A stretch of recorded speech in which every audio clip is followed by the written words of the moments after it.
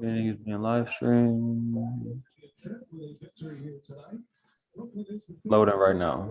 All right, let me know when it's ready. All right. Meeting is being live streamed. All set. Go ahead. All right, what's up, guys? Welcome to the Loading very right now. first episode of the Let me know when it's ready. podcast live edition. The NBA playoffs is here. As the Spoken Truth podcast will, keep you covered on every single game and analysis this playoff season and leading into the NBA Finals. Tonight, we're going to cover the Brooklyn Nets and the Cleveland Cavaliers game analysis, as well as some of the key highlight points that's going to be a major factor come this playoff season, including, the other playing games, first round picks, the injury updates, the NBA final, our final case for NBA MVP, all NBA teams, NBA final picks, et cetera. So thank you guys for joining, and let's get into this game. Yeah, for sure. Right now, we got the Nets up 6-2 early. Obviously, a game just got going, but we don't have to get into who we think is going to win this game. But, what are some things that you're looking for in this Nets versus Cavaliers matchup? In particular, I'm looking to see how Cleveland guards Kevin Durant. And as I stated previously in other podcasts, Kevin Durant, Steph Curry, LeBron James, all of those mega stars, Kawhi Leonard, you can let them go off for 30, 40, 50 points. And sometimes it is enough, but you can take your chance on not being enough as long as you're stopping the others. So I think the key factor in Brooklyn winning this game will be Kyrie Irving. Can Kyrie get to 30, 40 points? I mean, how many minutes will Kyrie play? Will he get in foul trouble? I think Kyrie is going to be the key to the Brooklyn Nets, not only potentially getting into that 8th seed, but also making a deep run into the playoffs. Yeah, I agree with you there for sure. I think Kyrie is going to have to be good almost every single game. And, a lot of the season he was able to have 5-6 days in between games. It's not going to be like that anymore. They win this game, they play Saturday. It's going to be every other day or every couple of days, for the long run. I would say that, a player like Seth Curry or somebody like that is just as important tonight. We were seeing him first game back in a little while from an ankle injury. When he's hitting shots, I think this Nets team can be one of the best in the league. So, I think that's something to look for as well. I see Kevin Durant has the ball right now, but the pass. Who would you say is the key factor for the Cavs' success in this game? I know they have Allen that's out with the injury. That was a major blow, especially in the paint. Who would you say is the most important, factor on that Cleveland Cavaliers team to get this victory tonight? Yeah, I was thinking about this earlier, and I was kind of leaning towards Karis LeVert. We just saw him have a drop-off pass to Evan Mobley for a dunk there. Whether it's his shot creation for others or himself, I think that he can really take this team to the next level. Not necessarily like win a championship or anything like that, but they could possibly win this game and maybe give somebody trouble when Karis LeVert is really clicking. We haven't seen them do that as much as I think they would have hoped. And part of that is the injury, like you mentioned. This team has just been dealing with a lot of stuff since the All-Star break. Without Allen, I don't know that they can win this game. We just saw Karis LeVert get an and one there too. So, it looks like he's off to a good start. If he can get 20, 25 points and maybe they can get 15 or something off the bench from Kevin Love, I think maybe they could stick in this game. I believe the goal for Cleveland is to limit, the volume of, not only just points, but eliminating the offense of Brooklyn in order to be successful in this game. I mean, if Brooklyn scores 120, 125, 130, they're going to win this game. But if they score 80 points, 90 points, and it's going to be a defensive game on the Cleveland Cavaliers side, they have a legit chance of winning. So I would say limit Brooklyn Nets to second chance points. I would say limit Kyrie as much as you can. I will give you Kevin Durant, but as long as I'm eliminating the Seth Currys of the world, as long as I'm eliminating Kevin Durant, and I'm not letting, Drummond who is a big guy, get a lot of second chance opportunities and a lot of boards. I could see them potentially stealing this game if all of that, was to happen. Yeah, I think that's the formula too. I think they need to keep this relatively low scoring. It's going to be hard to keep up with a team like the Nets if they really do start to get rolling.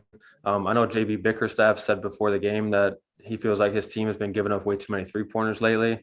So I think that's going to be something that they try and limit tonight. But Bruce Brown, he is 7 points out of their first 13. So he's gone off to a really good start. KD with the mid-range jumper right there. I don't. It's too obviously too early to call this game, but Nets up 15-9 early. Let's say they do get rolling. How big of a win do you think they could get? And then could they turn this into beating the Celtics?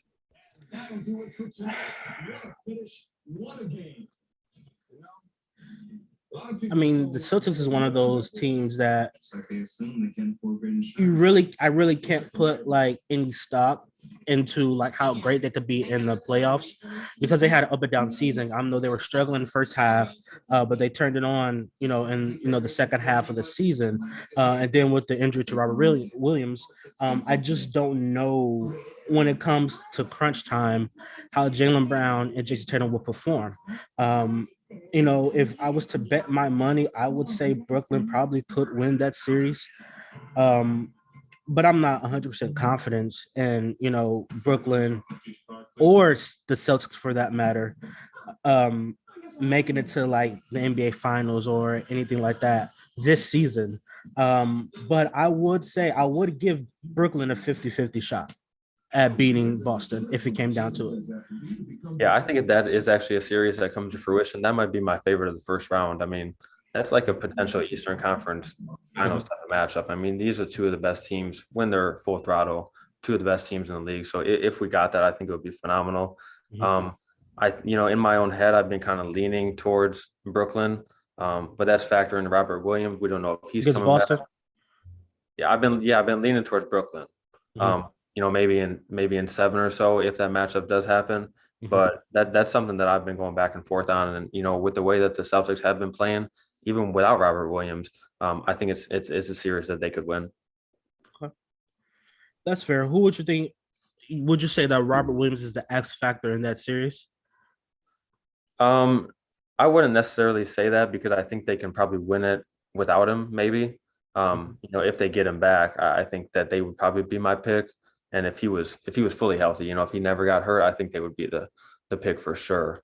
But I would probably say somebody like Marcus Smart or somebody like that is the X factor. If he was really able to get into Kyrie and able to limit him, make it hard on him, make him shoot, around 40% instead of, closer to 50, where when Kyrie is shooting 50%, scoring, close to 30 points, and KD is doing his thing, it's nearly impossible to beat the Nets. But Marcus Smart is one of those guys that I think could actually hold Kyrie to somewhat struggles. Who do you think would be an X factor in that series? I would have to say Jason Tatum will be my X factor, because if he comes to if he plays like the Jason Tatum has played the last 2-3 months of the season, the Boston should win that series, and it shouldn't be close, honestly, if he plays the way he's been playing. My biggest question is, again, how does Jason Tatum and Jaylen Brown mesh in the clutch situations when the game slows down in the playoffs? How do they play together? I know we've seen them, they've had 13 blowouts, in the last 25 games. So they've been, blowing teams out of the water from from jump. So how do they handle that when the pace of the playoffs slows down and teams, can focus on you for a week and a half, and focusing on all of your weaknesses that they can expose, and looking for that? How do you adjust to those situations? And that's probably the biggest question that I have for Boston, as we see an and one from Drummond. Yeah, that block and header from KD was nasty. Yeah. Up 17-9 early. Yeah, I definitely agree with you. I was going to ask you in a series, if this does happen, Nets, Celtics, who's the second best player in that series? Is it Tatum or is it Kyrie? Because I think Tatum might be at that point where, I would say Tatum yeah, like, I mean, I'm this not, year at least. yeah, and I'm not picking him, to beat KD one-on-one, but in a game, like, let's say it's a close game in that series, I'm nearly as confident in Tatum at this point as I am KD or Kyrie. Yeah, I mean, yeah, when it slows down one-on-one, Tatum is one of the best in the NBA. yeah, I would agree with that. I wouldn't say. I mean, obviously, Kevin Durant is the best player on that court, but I'm not going to say that Tatum can't hold his own. Against KD because he definitely can. Um, On both ends too, I think. on both ends, yeah, absolutely. And he's a better defense. He's a better defensive player than Kevin Durant is. Although we just saw that block there. But obviously Jason Tatum's a better defensive player than Kevin Durant. Obvious. It's obvious, yeah. Oh, KD's pretty good. He can guard 1 through 5. He's all right. I mean, he's not making an all defensive team. I can tell you that. I agree with that. I don't know if Tatum will though in his career. Oh, the Cavaliers picked up another team foul there too. Is that his second? Let me check that. They don't need foul trouble, especially from their front court without. I mean, Kevin Love is definitely an X factor in his game. Sure. I mean, he's another one that, veteran presence. He can score 15, 20 points. He can go off in spurts. He's a champion. I mean, Kevin Durant has, probably been the most impactful player on this Cleveland Cavaliers team because he willingly, took a bench role and had all these young guns, start and basically nurturing them into the team that we see on the court today. Just being here, the Cleveland being here is, insanely crazy. Because I don't think anyone ever thought they would be back, sniff a playoff since LeBron James left, and we've seen him leave the first time and they didn't sniff the playoffs. So the fact that they're here, as the score is now is 11-17 in favor of Brooklyn with about 5:38 left in the first quarter. What have you seen so far, Chaz, that gives you confidence that Cleveland could pull this off? Not much, honestly. It does seem like they're funneling the ball to Bruce Brown on the offensive end. They're trapping the ball handlers a lot and they're chasing guys off the three-point line, in hopes that it gets to Brown. He's taken, I think, the last 2 or 3 shots down, and he still leads the team for the Nets with points and shots right now. So I think that's probably the goal of the Cavaliers right now. So if Bruce Brown is able to have a good game, that's going to be a huge difference. KD knocked down another shot there. It's just going to be tough for the Cavaliers. Like they're just not without Allen. See, I think you live with that. I think you live with Kevin Durant going for 40. Yeah, I mean that's why they're trying to have Bruce Brown beat him. I mean, you kind of let Kyrie and KD do what they do, and hope that nobody else has much of a game. But I feel like the Nets are going to have 1 or 2, 3 guys step up, and it'll be enough.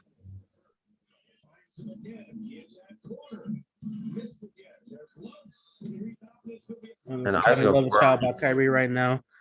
I think Kyrie, that's his first, I believe. Yeah, that was a good offensive rebound. Okoro needs to hit shots like that. He was wide open. That was a good look. I don't know. I just think so far, Cleveland is coming with a lot of energy that's keeping them in this game right now, believe it or not. Because Brooklyn came out, trying to put it away early, it seems like, and Cleveland is still weathering, that first quarter, that first spurt from Brooklyn right now, and they're hanging in there. Score now is 14-19 with about 4 minutes and 26 seconds left in the first quarter. Yeah, I think they're doing a pretty good job, and they haven't had to get anybody going yet. So you'd think like, Garland or Markkanen would start to get going a little bit, and maybe they could keep this close. Mm-hmm. I think Chetty Osman just checked in. I'm not sure who went out, but Cavs are definitely hanging on. Okoro checked out. Kevin's bringing the ball up. Oh, he gave it to Brown. It's Brown bringing the ball up. I think Kevin Durant is going to play a lot of off-ball obviously because Kyrie's there, but just because of the fatigue factor as Kyrie kisses off the rim. Would you Yeah, say that Kyrie has the most tricks, you know, in NBA history, as far as the ways he can score, the way that he could dance on, as he back to back, as yeah. ways that he I could think just he probably score? does. If he's not number one, he's right there. I mean, the moves we saw the other day on Sunday against the Pacers, a couple of those were sick. The low dribble in between the split, he had a couple of nice finishes off the glass, a few step backs. Like, I mean, his ability to finish at the rim with either hand, I mean, it's like something we really haven't seen before, especially from somebody his size. Mhm. The back-to-back buckets there stretched the lead out to 23-14. I was going to say too, it looked like Steve Nash made that adjustment to have Bruce Brown bring it up that time. Mhm. They're not going to double him up there, obviously, like they were Kyrie and KD. If they were bringing it up, they were able to get the ball to Kyrie on a handoff, and then he goes and scores. So you see a little bit of adjustments back and forth. Um, I think the Nets, obviously they're playing pretty well. Um, they do probably need to go on, maybe like a 10-0 run or something in this first half if they are going to have a knockout punch. Mhm. If Cleveland can sustain it, kind of like you said, they sustained this early. If they're able to do that through the first half, maybe they could make this a game. They just can't let the Nets really get rolling. Yeah, because if Brooklyn is scoring 120, 125, that's a recipe for disaster for this Cleveland Cavaliers team, because there's not a lot of teams in a league that can match point for point with the Brooklyn Nets, because they have so much potent on the offensive end. Again, my question goes back to the defensive side. You cannot be a mediocre defense and expect to win a championship in this day and age in the NBA. So that's where I kind of hold back on, Brooklyn potentially, winning a championship this year, because defense matters, especially if you're going up against the Milwaukee Bucks, especially if you're going up against other highly rated defensive teams, that IQ is off the charts, and especially if teams have defensive minded coaches and have the ability to switch everything and be able to confuse you. That's a recipe for disaster if I'm Brooklyn, because I know I'm not going to be able to match defense for defense with any top rated team. So I have to rely on the firepower of Kevin Durant and Kyrie Irving to get me over the hump. And I don't think, at least this year, that's going to be the case for Brooklyn. Yeah, I tend to agree with you. I just think in a matchup against some of those higher level Eastern Conference teams, Andre Drummond, Nick Claxton, they can be good in spots, but I just don't think that they're going to cut it against teams like that. Um, I don't know, their defense as a whole, we talked about it yesterday off air, like, with guys like Kyrie and Patty Mills and Seth Curry, those type of guys get targeted a lot. So, you're going to have big guys on the floor that aren't very mobile, and then your backcourt isn't going to be defensive stoppers by any means. Like, Bruce Brown and KD, those type of guys are pretty good defenders, but it's just going to be hard to get stops, I feel like, for this team when they start to face, teams like Milwaukee, Boston, Philly, if they do match up with them. What's the X factor as far as Ben Simmons? Is he an X factor this year? And Brooklyn potentially making a championship run. How much of a factor is he? And coming back, even if he's not 100% Ben Simmons, or even if he's not 2 or 3 years ago Ben Simmons, how much can he help this team defensively to potentially make a run? He could, I mean, theoretically, he could help them tremendously, I feel like. But I mean, I have no idea if that's even realistic or not to expect him to be back. Mhm.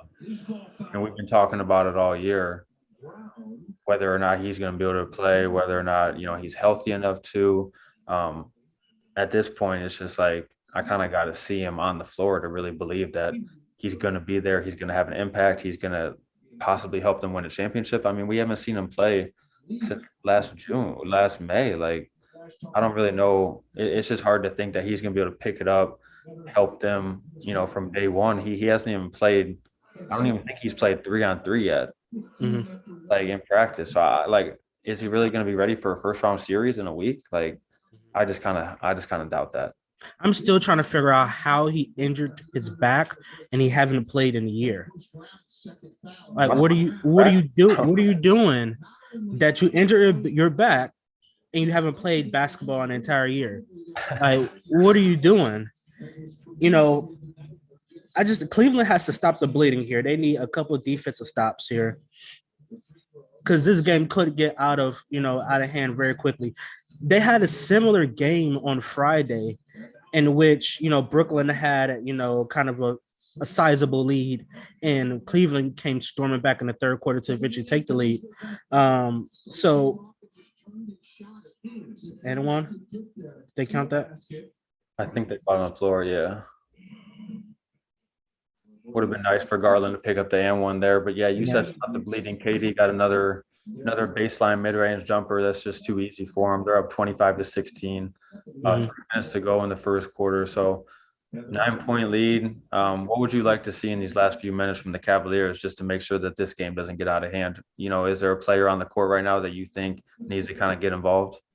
I think Garland needs to be more active on the offensive end, and I know that he's trying to get into the paint to get easy buckets. I think Kevin Love needs to be an X factor here.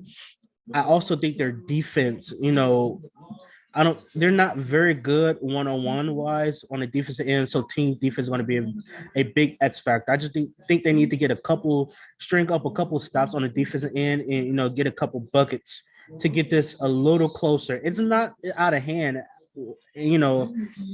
any stretch of imagination, but I just think they need to get it, within 5 right now, because Kyrie and Kevin Durant have the ability to go on a 10-15-0 run, and just blow this game up, and Cleveland has to do something to stop that from happening. Yeah, and I mean, you talk about their defense needs to step up. It's not a very good defensive lineup right now in the core. Obviously, Allen's not there tonight, and then Mobley's on the bench right now. Like, you got Rondo, you got Kevin Love, older type of guys. I don't know. I think they need to kind of make a run towards the end of this quarter. Yeah, like they kind of get a little bit closer. Yeah, that's fair. We're bringing in Tunde here too. Tunde, can you hear me? Sir, I can. You can hear me? I mean, Kevin Durant right now is perfect from the field. He has 8 points with 3 assists right now. It's a 10-point lead with about 2 minutes and 45 seconds left in the first quarter. So I've been watching the game away from here. So I mean, I think we all have picked Brooklyn to win this game, right? I think we talked about this. Is it just me, or I say this as he's about to get fouled at the rim and it doesn't get called? But like, it does bother me a bit that nobody on Brooklyn's roster can really stay in front of Darius Garland, like, at all. Mm-hmm. Especially the guard. That was a deep 3. Yeah, that was a good answer after that Kyrie threat. Absolutely. Get it back. Stop the bleeding. Yep. Yeah, I like Kyrie being aggressive. Kyrie's in his bag. Yep. I like that. He's being real aggressive to start.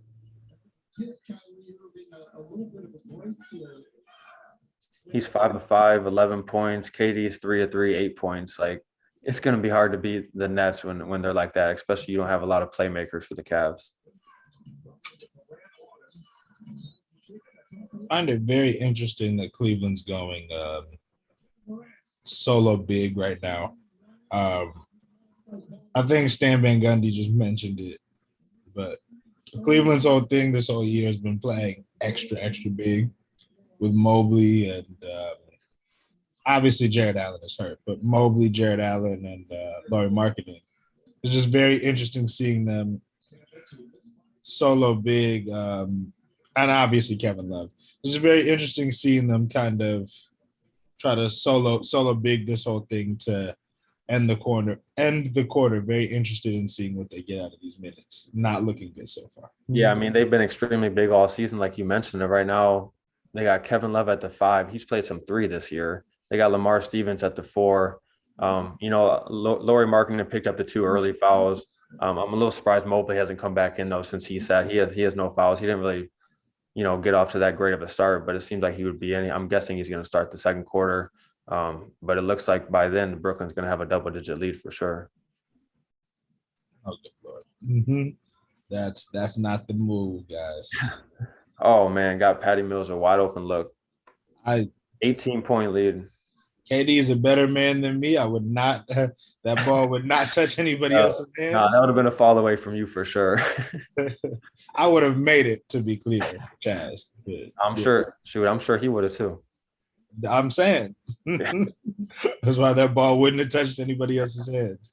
If I had somebody 10 inches shorter than me guarding me.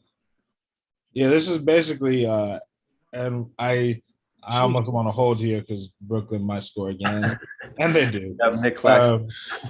Yeah. I was going to say, this is about worst case scenario. Yeah, we want to start talking about awards and stuff already. This game is over. I mean, I'm not going to say it's over. I won't disrespect Darius Garland and Evan Mobley like that. First quarter still. No, I'm not going to disrespect him either. Especially we saw last week they came back. We've seen all season that Brooklyn gives up these types of lead, especially come third quarter, second half. So I'm not saying it's game over, but you put up a 40-20 in the first quarter. KD and Kyrie haven't missed. It might be a runaway. It might just be. I mean, it could be potentially, but they still have time. They have 3 quarters left. And go ahead. Selfishly, I don't want a Boston-Brooklyn series in the first round. That feels like a series that should be happening later in the playoffs than in the first round. Do you think it's because Brooklyn can potentially win? Yeah, totally. Okay. Like I'm saying, I feel like that's one of those like big Titanic matchups you'd want to see in like a conference finals or semifinals. Yep. Like first round was like a really, really good team is gonna like a title contender is getting sent home in the first round. Either way, we don't want that.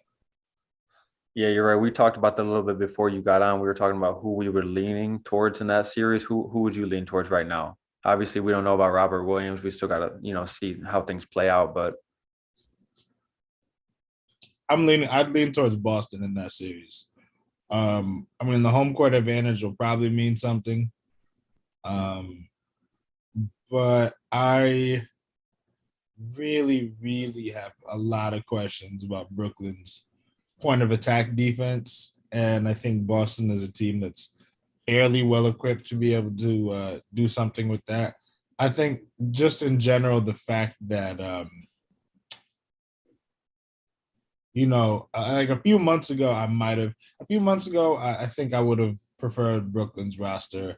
I really think the addition of somebody like a Derek White who has the ability to break somebody down off the dribble and create his own, and that backcourt is kind of a dynamic that this year's Boston team wouldn't have necessarily had before him.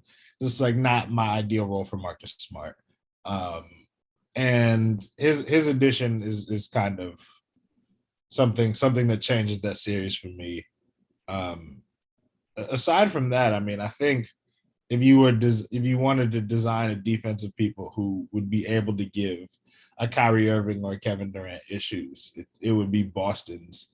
The fact that they have the versatility they do defensively, they have a bunch of guys who can guard up and down the lineup, like Jason Tatum and Jaylen Brown and Marcus Smart. I'm assuming Robert Williams will probably be a no-go for pretty much the whole series. But even past that, Al Horford is still somebody who's performing at a really, really high level in the defensive end, even at this point in his career. I look at Brooklyn's roster and how they're gonna, be able to guard the Celtics, and I feel very iffy about it looking their way. I don't know how they guard them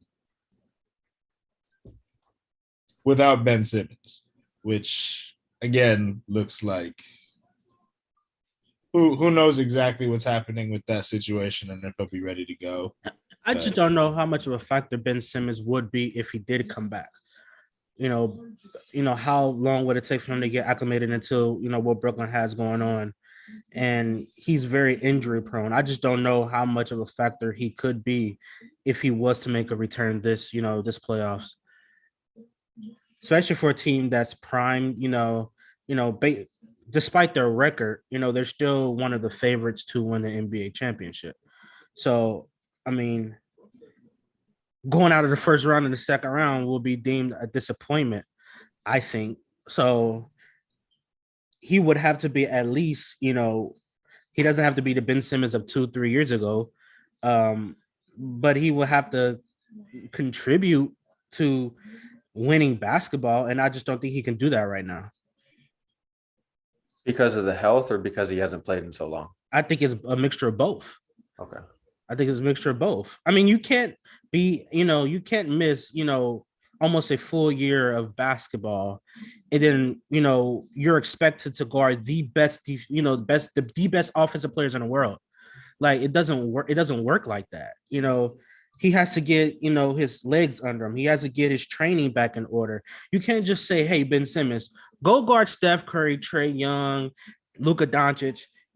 Go guard the best offensive players in the world." You can't expect him to do that right out the gate. So I just don't know how much he can help this season. Now, if they slowly ramp him up, and then if they somehow make it to the Eastern Conference Finals, the NBA Finals, then we should expect Ben Simmons to be Ben Simmons, that defensive stopper. But coming up right out the gate, if he was to make a return in the Boston series, game 4 or 5, whatever the case may be, I can't expect him to be that defensive stopper. I can expect him to go stop Jaylen Brown or Jason Tatum right out the gate. And Brooklyn needs that right now because they don't have a Ben Simmons. They have a Ben Simmons on the team, but they don't have anyone currently active on, a specialty on the defensive end like Ben Simmons. No one can do what he do on that side of the ball. Yeah, I tend to agree with you. We talked about it that, it's not going to be the offense that probably comes back to bite Brooklyn. It's probably going to be the defense. Absolutely. Ben Simmons is the guy. If he's healthy, he's a perfect fit for them. But, we don't know if that's going to happen this year. So until that happens, I don't expect him to have much of an impact on these playoffs. And I know we've been touching a lot on defense, and the NBA announced the 3 finalists for Defensive Player of the Year. So we have Rudy Gobert, we have Mikal Bridges, and we have Marcus Smart. Chaz, who you think deserves Defensive Player of the Year? I gave mine to Marcus Smart. I thought with, Boston's turnaround the second half of the season, his ability to switch, his ability to guard bigger guys. For a long time, he's been one of the best perimeter defenders in the league. But I think he really turned a corner this year, kind of on both ends of the floor, as that whole team did. So I think he deserves it. But, Mikal Bridges definitely does too. I would actually probably have Giannis and Bam Adebayo above Rudy Gobert. But, he's probably going to finish in that 3 to 4 range as well. Got to give a shout out to Jaren Jackson too. I think he led the league in blocks per game. So he's definitely a guy that, was never really in the conversation. But, those are my guys that I thought were at least in the running, but I would give it to Marcus Smart. And before you go, Tunde, just to, recap right now, 26-40, Brooklyn in front with about 9 minutes left in the second quarter. Tunde, who do you think is Defensive Player of the Year this year? Oh, man. I think this has been a tough season. I think Draymond would have won it if he stayed healthy. Draymond didn't stay healthy. So obviously he's not going to get the award. Out of the 3 finalists that you named, I think Marcus Smart will end up winning this award because people are going to look at this as he's the best remaining player on the best, defense in the league. I might have given it to I think Robert Williams would have been a real candidate had he not gotten injured. Yeah. So it's tough. I think Rudy Gobert has now hit the point where no matter what he does, he's probably not going to win the award because people are tired of voting for him, and also because everyone thinks that everything bad that happens in Utah is his fault. Which is so unfair. despite the fact that Reggie Jackson was walking to the rim like nobody was there last year, past, Royce O'Neal and Donovan Mitchell and Mike Conley and them. It's really crazy. I'm gonna go off on a slight side tangent here. It's really crazy just watching Utah in the playoffs, watching none of their perimeter defenders be able to stay in front of a soul, and then having everybody be like, "Yeah, this is Rudy Gobert's fault." It's like, have y'all seen that meme where somebody's riding a bike and then they put a stick in the bike, and then somebody's like, "Damn, why did blank do this?" Yeah, I've saw that before. Yeah. All right. See, Danny's with me. It's like that. It's like Utah's perimeter defenders can't guard anybody. Rudy Gobert gets blamed because they put a small like Terrence Mann at the 5 and have him outside the paint, and then he doesn't really. It's a either or bad decision. You're giving up a wide open like corner 3, one of the juiciest shots in the game. Or somebody's walking by Royce O'Neal because he gets beat off the dribble yet again. But that's somehow, is Rudy Gobert's fault for not being able to be in 4 places at once, I guess. I don't know. Yeah, I mean, Cleveland just cannot score. Yeah, the Nets only have 2 points this whole quarter, so big three from Kevin Love right there to cut it down to at least 13. Brooklyn definitely would give the lead away. Yeah, 9-2 run in this first 4 minutes. What I did want to say to Tunde real quick too is I don't really get the criticism. I mean, I understand that Rudy Gobert gets, but I tend to more look at his offense as the reason that they have never really been able to take the next step. When other teams do have those small lineups, and the fact that he is never able to capitalize on having smaller defenders. I mean, all you really have to do is force him to put the ball on the floor once, and it takes away his ability to score really at all. So, if he was able to take that next step as a scorer, at least, be able to dominate guys who are, 6'8", 6'9", like that. He's never been able to do that. If he was, I think that maybe they would be a little bit better, have an actual shot at making a run. But he's not that player. And despite how great he is on defense, I just don't think that it's going to be enough for this team to make a run. I don't know that they even get out of the first round. As the score right now is 29-42 in favor of Brooklyn with about 7 minutes left in the second quarter. Kyrie has a ball. And Chaz, I would say I agree with you about I would say I mostly agree with you and your points on Rudy Gobert and the ducking and the offensive ability, the ability to score in the post against guys who are smalls. I think my issue is that I think we all saw the clip that kind of went viral of Rudy Gobert ducking in, establishing position, a direct line drive pass into the paint. He's probably catching it and dunking because he's 7'2" with the small on him. And Donovan Mitchell basically looked at him and was like, yeah. Yeah, and Rudy Gobert was like, and as somebody who I feel like a lot of people don't really watch Utah games like that. I've watched a lot of Utah games over the years. I've seen that exact interaction happen several times, or happen on pick and rolls, or Rudy sets a great screen, and he's 7'2" with a 7'8" wingspan. They should probably just be throwing it up to him more often, anyway. Or he'll set a great screen or do something where he'll get himself open for just a catch and a dunk, or what should be a catch and a finish, and then he just doesn't get the ball. Well, for a team that has the advantage almost every night in the paint, they sure the hell don't use it. You have a 7. They don't have the advantage on offense, though. I'm talking about a person that could just simply have the advantage if you pass it to him in the paint almost every night. And that's the point. That's the point I'm making. He's not somebody who you're gonna throw the ball to on the block and say go get a bucket.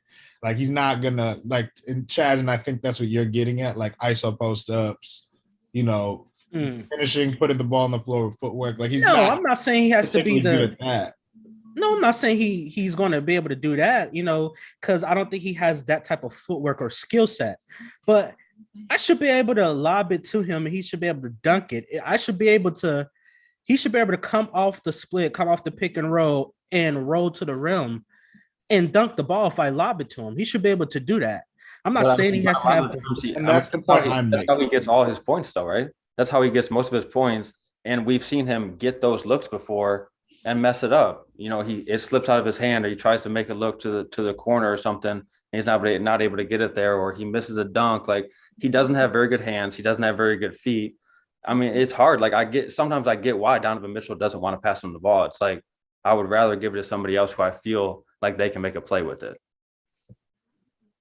I think that's just my thing is like, I've seen a few times where it's like this, like the ball should go to the paint, hit him on the roll, lob it to him on the roll, and they don't do that. But then, yeah, there's no doubt about that. We've seen Donovan Mitchell, the growing discontent. Like, it's hard to not see it. Like, they don't really like to play with each other. I don't think Donovan Mitchell doesn't feel like it's somebody that he can give the ball to and have confidence in. So, I mean, that's where we're at with that, I guess. For sure. I think for me, if I'm in Rudy Gobert's shoes, my frustration is just like that. My frustration is that no matter what's gone wrong, the general public has decided that this will be my fault. However this goes wrong, however we fail, it'll be my fault. So then when I'm setting great screens or when I'm establishing great position, I'm literally inside the circle under the basket, catch, turn, dunk, and then y'all don't throw me the ball. Like, and then on the defensive end, I'm trying to clean up for all of your messes and account for the fact that none of you are really, great at this, and none of you are really keeping anybody in front of you. I got to do all the dirty work. And you can't throw me down the ball when I establish great position and just throw it, give me a touch every once in a while. Like, come on now. It's all my fault, and I don't really get the shine, and I get all of the blame. Like, it doesn't sound like a very fun environment to be in. Yeah, I definitely agree with you on that. And Danny, we can get your defensive player of the year in a second. But I don't know. I just feel like it's run its course in Utah. I think Rudy Gobert on another team in another situation, he could be the second or third best player on a championship level team. But in Utah, with Donovan Mitchell's flaws and Rudy Gobert's flaws, like, they just don't mix together. They aren't able to do it anymore. We saw them make a run in the bubble where it looked like it might be a pair that you could have going forward. People are calling them John Stockton and Karl Malone. Like, it was never going to be 20 years of Donovan Mitchell and Rudy Gobert. But I do think Gobert in another situation could have a lot of success. See, I remember saying, I think at the beginning of this season that this Utah team never proved it in the playoffs. They, on paper, it seemed like they probably had a good team, but it never, turned out to be the best situation, I think, for either party. I don't know if you guys disagree with me on that earlier in the season, but I just never, I never felt like Utah was that team, even when they had the best record in the league. Something in me was like, I just don't trust, Rudy Gobert, Donovan Mitchell. I just don't, and I don't think Donovan Mitchell is the number one. And it goes back to that. I don't think he's a great player. I just don't think he's good enough to lead, him be the best player on the championship team. And I stand by that. I think he will be there if he's not already. I think he will be. I think my issue with the framing of the whole not good enough to be the best player in a championship team thing is that there have been plenty of players throughout NBA history who were clearly like good enough players to win championships, but for whatever reason, like, that didn't happen for them. And like you've mentioned in the past, if they were good enough, it would have happened. But like, you could argue at some point, like, Charles Barkley was the second. Charles wasn't good enough to win a championship. Oh, come on. But in another situation, he would have maybe won 5 championships. Like, you don't know. You could argue that Charles Barkley at some point in his basketball career was like the second best basketball player in the whole world. Yeah. Like, averaging like 40 points a game in the finals. best rebounder in the league, one of the best scorers in the league. Like, I mean, I get it. He never won one, but I feel like he was good enough too. Same thing with a lot of guys. AI, there's a ton of guys like that. Are we really going to go back to like episode 5 of Spoken Truth where we had this conversation? You can if you want. Shit, I got all day. I don't think if we can get into it a little later. Like we can name, I can literally list off the number ones that I believe. Like we had a conversation about Jokić being a number one, and I changed my tune on that. And I said, he potentially could be the best player on the championship team if the pieces are there. I don't understand. How do you watch Nikola Jokić play basketball and say this man clearly can't be the best player on a championship team? I don't get it. What flaw? Okay, let me ask you this. What flaw do you see in Nikola Jokic's game that makes you think he doesn't have that ability isn't there for him?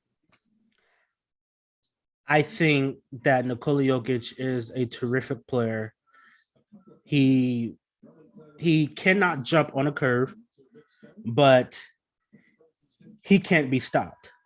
He's probably the greatest passing big man that we have in the game today. I know that for a fact that he is. The best passer in the league right now. Ever. Yeah, absolutely. Yeah, absolutely. So he has everything on the offensive end. Now, it doesn't look pretty. As I said, doesn't have to. Look at Dončić's game, doesn't look pretty. He's so slow. He's effective. They are pretty to me. I'm not going to lie, though. I do love their games. I know what you mean, but they are like their passes, the way that they spin the ball off the glass, like those type of things are like, those are some of the prettiest plays in the game. Yeah. And I mean, Luka is slow, but he's not unathletic.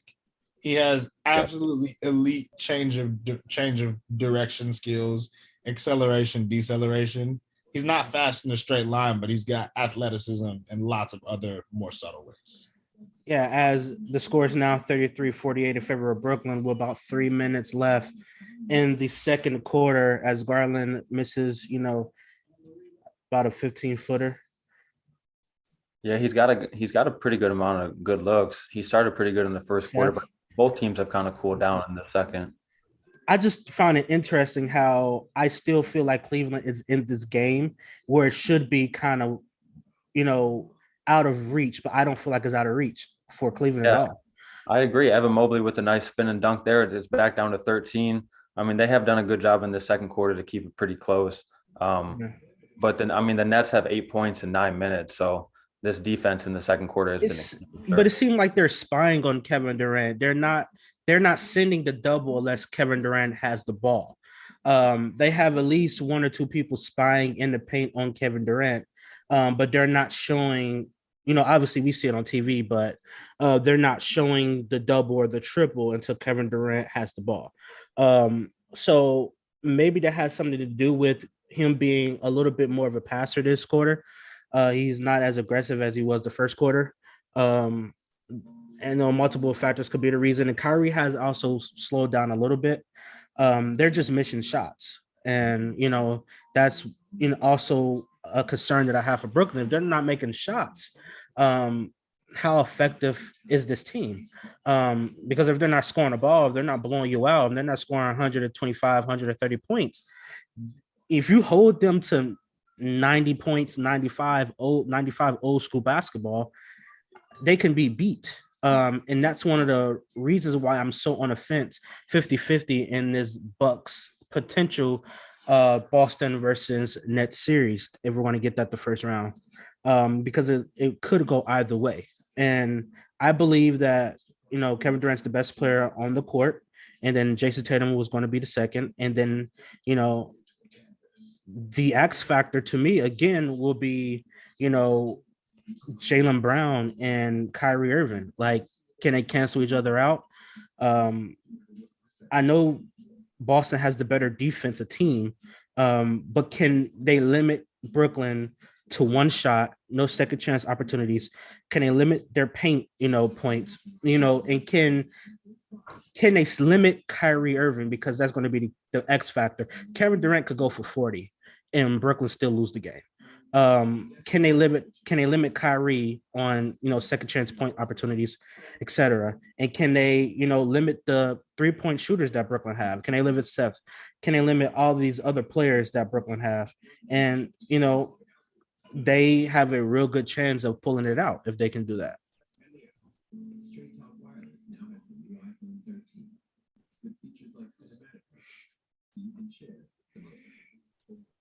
I think my issue watching this game in particular with Cleveland is just like I'm watching the Nets just like not guard Isaac Okoro at all. He's 0 for 3 shooting corner threes in this game. We've seen it on multiple occasions now where Cleveland tries to run some kind of pick and roll action, and Isaac Okoro's man is like he's not even at the nail, like he's just like a foot and a half in the paint, not like basically forcing the ball to go over there because they're just, like if you've ever played pickup basketball, you've heard the term "he's with us."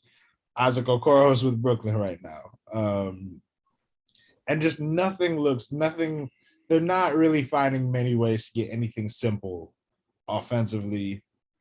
Even in this quarter where they're getting stops in the defensive end, they haven't really been able to get out and run too much. And in the half court, it just looks difficult. Just all looks difficult. For Cleveland, right? For Cleveland, yeah. Now, and then you imagine Cleveland, if they are able to, get the 7 seed against somehow and win this game, they're going up against Boston. Or then you imagine them in a series against the Nets. You mean there's no way you can like their chances to win that series. I mean, Brooklyn is turning the ball over at an extremely high rate right now. And they didn't do that the first, that's uncharacteristic for them. They have 6 turnovers this quarter. And, Cleveland is just not capitalizing off of those turnovers, or this game would be closer to what it is right now. They simply cannot score.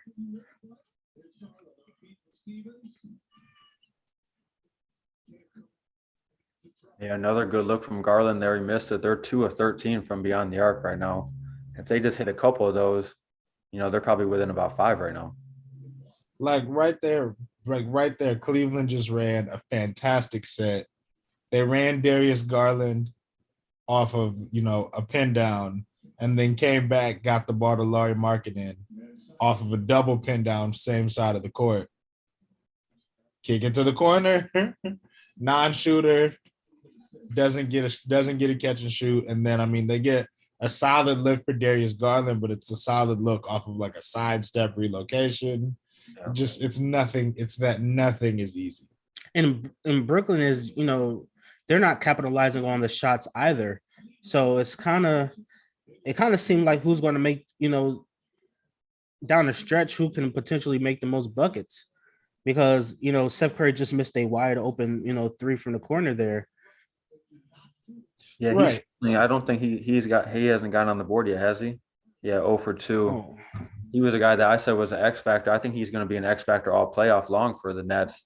And when he doesn't get going, you can see the offense can really slow down. Yeah, as his lead just kind of dwindled to 11. I don't know. It was up at 20. They still haven't cut it down to 10. I feel like it's still pretty secure. I mean, they've only scored 8 points in the whole quarter, and you still have a double-digit lead. But again, it's still second quarter with a minute and about 12 seconds left. So it's still kind of a decent sizable lead for Brooklyn, but it's definitely in the NBA. That's not a lot, that one run, you can, dissipate that to about 5, so. But switching back to defensive player of the year, I know we have to finish out that convo. I'm going to go with Mikal Bridges. I don't know what it is about Phoenix, but they're just so disrespected.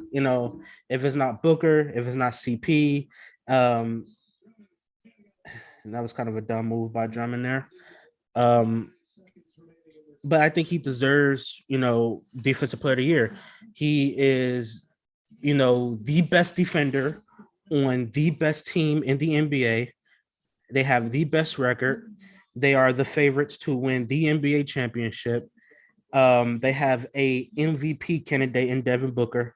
They have one of the best point guards of all time in Chris Paul.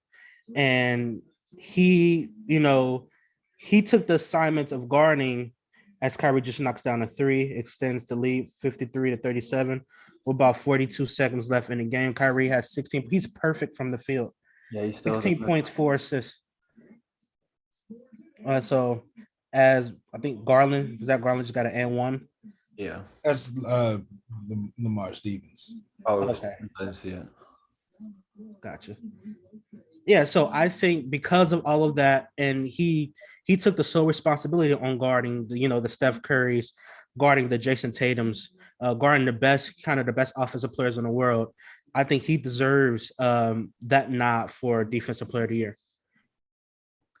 Yeah, I'm not mad at that pick. I think he's one of the most versatile players and the defensive players in the league.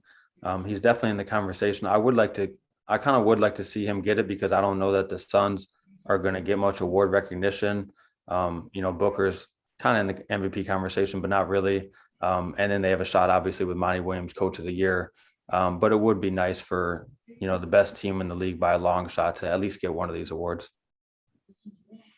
Can Cleveland get a bucket here?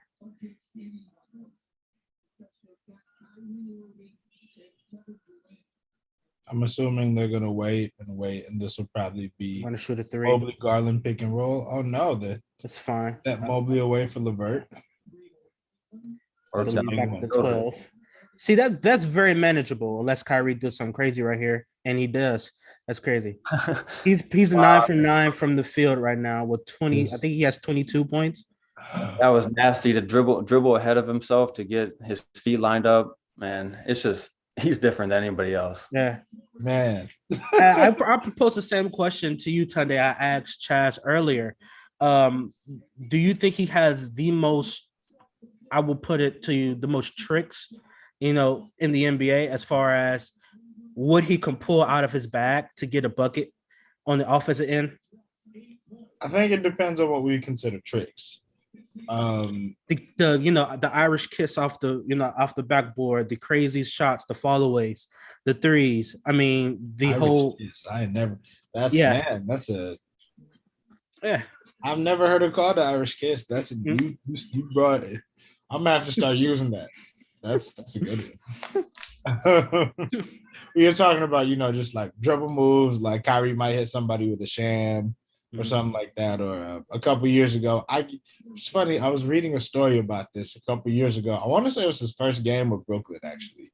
They were playing against the Minnesota Timberwolves. He had 50, and he went to shoot for game, and he fell down and did like this spin on the ground, kept his dribble, got up, almost made a mid-range to win the game.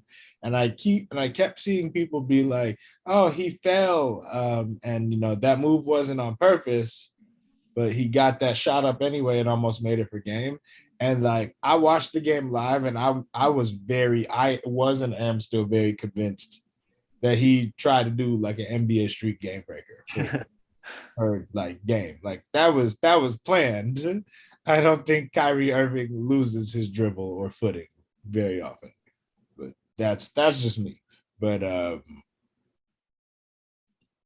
yeah, I mean he's definitely up there. If we're just talking about the ability to be spontaneous with the handle, I don't think anybody does that better than him. I think it's tough because I feel like people get it twisted with everything Kyrie Irving does just looks cool. Every which way that he scores the basketball looks cool. And I don't say this to diminish anything he does. He's so much fun to watch.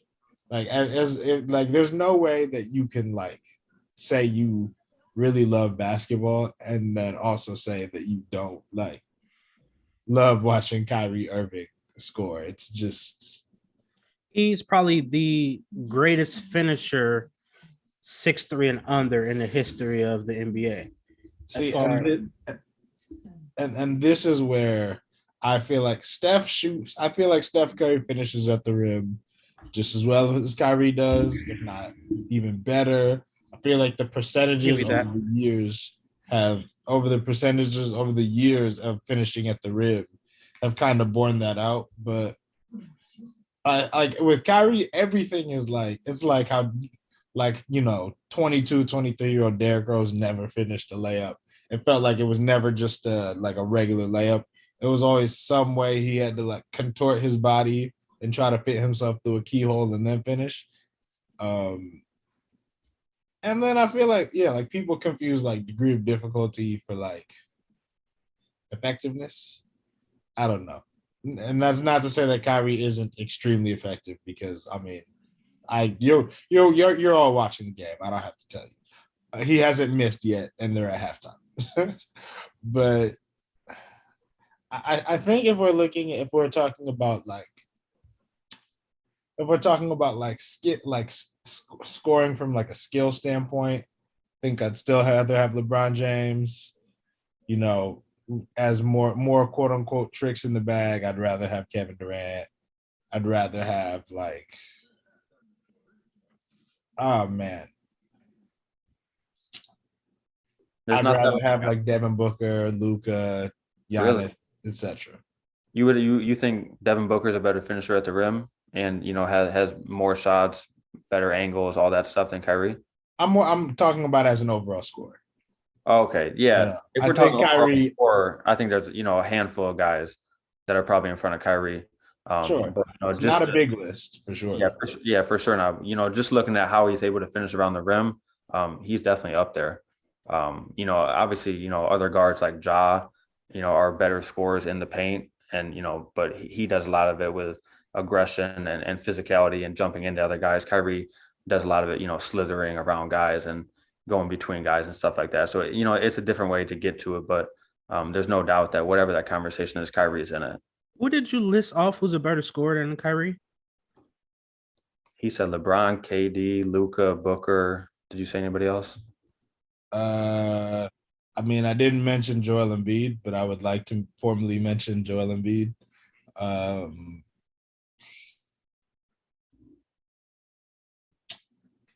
Giannis. Oh, Giannis. I don't think you mentioned Giannis. Giannis is a better scorer. He's a better scorer than Kyrie?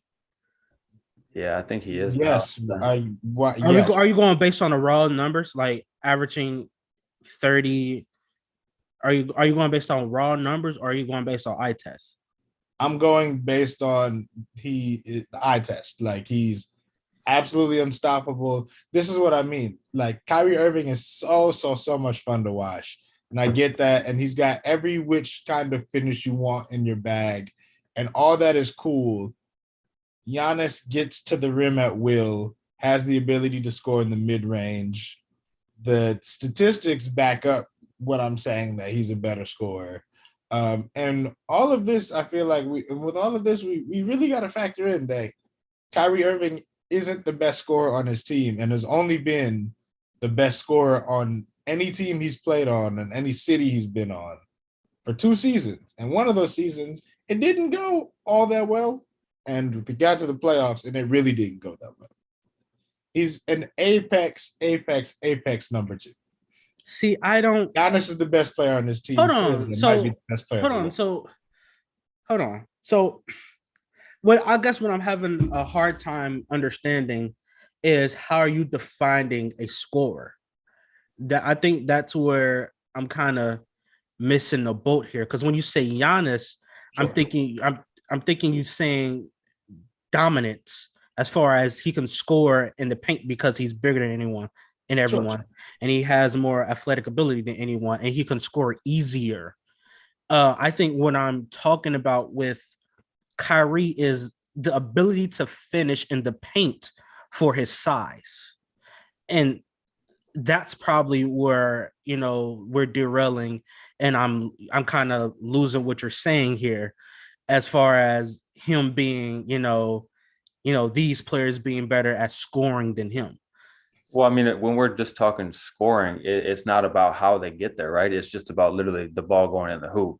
And at this point, it's got to be Giannis. I mean, his physicality makes him, if not one, he's got to be the second or third best scorer. It's probably him, Embiid, and KD at this point.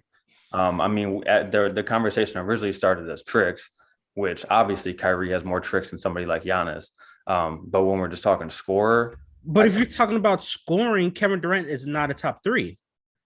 Because I'm gonna disagree with that. Because you said Giannis. I will throw Jokić in there as a better scorer than who? Kevin Durant, going based off your logic.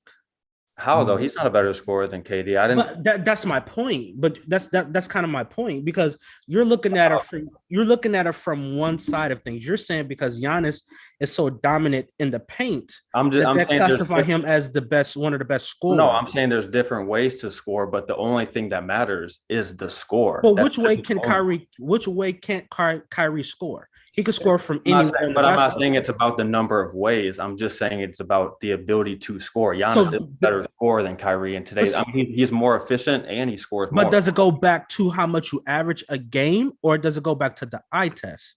It's both. I mean, it's both. But for me, because the eye test, Kyrie is a better scorer than all of them. How if you watch, go ahead, Tunde.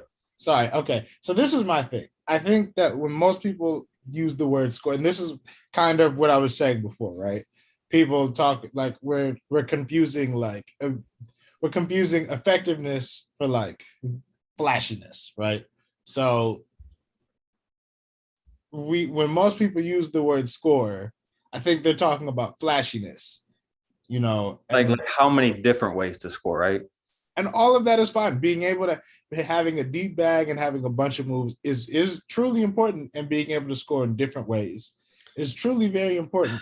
But ultimately, like, scoring is about putting the ball in the basket. So if nobody can stop you, if you have a player who has two moves and nobody can stop either one of those two moves, and that player is averaging like 40 points in the game at 40 points a game, that would be the best scorer in the world. No matter what it looks like aesthetically, or if you enjoy watching it, that's the best scorer in the world. When you put it like that, you're taking it from a logistic standpoint and saying pure scoring, like no matter how you do it, just you're scoring the basketball the way that you score the basketball. Okay, I understand that, but I'm just not going to sit here and say that Devin Booker and Luka Dončić is a better scorer than Kyrie Irving. I'm not going to sit here and say that, because I don't think that's true. I mean, Kyrie is just effective as Luka and the other guy. See, I can't even remember his name. The other guy you mentioned in that conversation is scoring. I think the other Kyrie's just as effective as Luka. I believe so. Luka, no. Okay. First of all, Luka as shooting the three he's a mediocre 3-point shooter. So we're gonna take the 3-point ball out, and then we're gonna just talk about. Okay, I'm sorry. Context matters though, and this is the other thing why it's like I feel like people can never have like a measured conversation about Kyrie Irving. He's been the best player on his team. He's been the best player on the team in only in Boston. That's not fair. That's not fair though. Why isn't it fair? That's not fair. He's playing with two of the He played with two of the greatest players of all time. Sure, but you can't. But you're not going to sit here and this is not a point you can argue with. Kyrie Irving is not at the very top of the scouting report. Was not at the very top of the scouting report when he was in Cleveland, and he's not at the very top of the scouting report now in Brooklyn. I'm just saying that's not fair. That's not fair to Kyrie. He was the third best player on the Nets roster. It's totally fair when we're talking about scoring.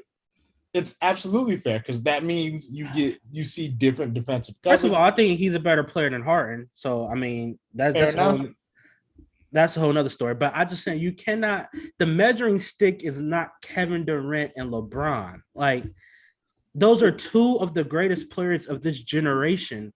So that cannot be your apex of what you're using to measure other players' greatness, because that's not what I'm saying. He's just saying that the fact that he was the second guy in the scouting. But they're both better scorers than him. But all he's saying is that affected the defense that he saw, so it affected his ability to score. Tunde, are you saying that because Kyrie was the number two, that brings down his scoring ability? Or are you just saying that it was a factor in that? I'm saying that it factors into discussion when we're talking about best scores and levels of scores when you aren't the best scorer on your team. See, that's not fair to me. I don't think that's fair to me. But it is. But why isn't it fair? You're not the one who draws the most defensive attention on because your team. You could say this. Okay, you could say that Devin Booker is he's the best scorer on the team. I think Chris Paul is the most important player. I mean, Devin Booker is also the best player on that team. So okay, but Chris Paul is the most important player. Without Chris Paul, they're not winning a title. So I think when most teams are going against the Suns, I do think that Devin Booker is probably on the top of that. Who do we need to shut down? Obviously, you're going to look at Chris Paul. How can we limit him? How can we take away what he likes to do? But Devin Booker, because of his scoring ability, he's probably at the top of that list. I just don't think that we should judge Kyrie Irving, and I'm not the biggest Kyrie Irving fan, and I just don't think we should judge Kyrie Irving on the standards of LeBron James and Kevin Durant as a scorer, let alone as a player. But as a scorer, because I just think there's levels to this, and he's not on that level. He's not going to go to Brooklyn and all of a sudden that's going to be his team. He's not going to go to Cleveland where it was his franchise. At one point in time, LeBron came in, it became his franchise again. He's not going to all of a sudden dethrone LeBron as the best player, the face of that franchise, the best scorer on that team. Everything is still going to go through LeBron James. I just don't think it's fair to use LeBron and Kevin Durant as a crutch to say, oh, he wasn't the best scorer on those teams, let alone he wasn't the best player. So I don't. So my thing, it's not even that I'm saying like. My point is you see different defensive coverages when you are the best player on the floor. If you watch the series he played against Milwaukee, his last year in Boston, he really struggled to score the ball. You get different coverages in the playoffs when you're the best player on your team. That's how that works. We've watched Luka Dončić tear up elite playoff defenses multiple years in a row, averaging 40 points a game for a series as the unquestioned best player on that team, as the but one nobody's going to argue rotated towards that. When he drives. We've never watched Kyrie Irving do that. Yeah, but no one's going to argue that Luka is not the best player on the Dallas Mavericks. I'm not going to argue with you about that. I'm not going to argue. I'm not going to say that Luka's a better player than Kyrie Irving either. But I understand the point that you're saying. I'm not going to argue that. I'm not going to say Luka is. You don't think Luka is a better player than Kyrie Irving? I don't know at this point in time. That's crazy. Okay. I'm not sure. What's holding you back? That's okay. I just think that they both have a unique offensive skill set and both lack defense. So I'm not saying that they're the same player, but I'm saying they're comparable. But I mean, it's basically me flipping a coin. It's basically flipping a coin. I don't think it is at this point anymore. No. Who do you think has a better offensive skill set between the two? I think it's pretty clear that it's Luka. I think it's Kyrie. One of the best. He's literally probably the third or fourth best passer in the whole league. And Kyrie, I mean, he's never even been really a shot creator for other guys, let alone one of the best passers. And anything that he can do scoring wise, I feel like Luka is able to as well. As the third quarter has begun, Kevin Durant, who was 5 of 6 from the field, 14 points, 6 assists, is 43-59 with about 11 minutes, 18 seconds left in the quarter. What does Cleveland have to do if they want to get back in this game, Chas? I would just say they got to continue to get stops like they did in that second quarter, and then just start creating better shots on the offensive end. If they can get some of these three balls to go down, if they can get, an additional guy, whether it's Caris LeVert or Kevin Love, to get a few buckets to get going. I don't think they're that far off. We talked about they weathered the storm in that first half. I think they are still in this. They need to put together a run or two, and they need somebody else to help. This just doing the pick and roll with Garland up top. That's not creating the shots that they want to. So when they're looking at other guys, I think they're getting okay shots. They're just not going down. Mm-hmm. I could talk about coaching adjustments and all of the different things that I think Cleveland probably needs to do to find a way to win this game. But the number one thing here might honestly just be to pray Kyrie Irving misses a couple times, because nothing they do will matter when he Yeah, nothing they do will matter unless that happens. Yeah, if he goes 9 for 9 and scores 20 points again in this half, there's no way they win this game. So we'll be on to Boston for game 2. Yeah. Yeah, absolutely. So this is just the first play-in tournament for playing game that's scheduled for tonight. We have another one later on, and that's going to be the Los Angeles Clippers versus the Minnesota Timberwolves. And then we have a couple tomorrow that we're going to get into a little later. But as far as tonight, Clippers, Timberwolves, Tunde, who do you have and why? Ooh-wee. I'll take the Timberwolves.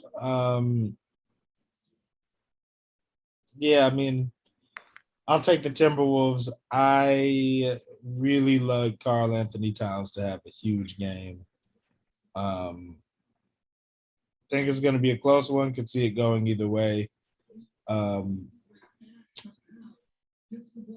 just don't think that I don't know that I trust the Clippers perimeter defense enough right now for a situation in which I think Anthony Edwards is going to be, also really, really aggressive tonight. I don't think the Clippers are going to want to, with how much they're going to be needing Paul George to do on the other end. I don't think Paul George is going to be covering him for a lot of the game. And I think he's about to mix the hell out of Robert Covington, to be honest with you. So I love Robert Covington as a basketball player, but he's an elite off-ball defender, and every single time teams try to give him elite kind of perimeter-oriented players and tell him to, go forth and conquer, it doesn't quite go how they want it to. He's a good on-ball defender who sometimes gets miscast as an on-ball stopper.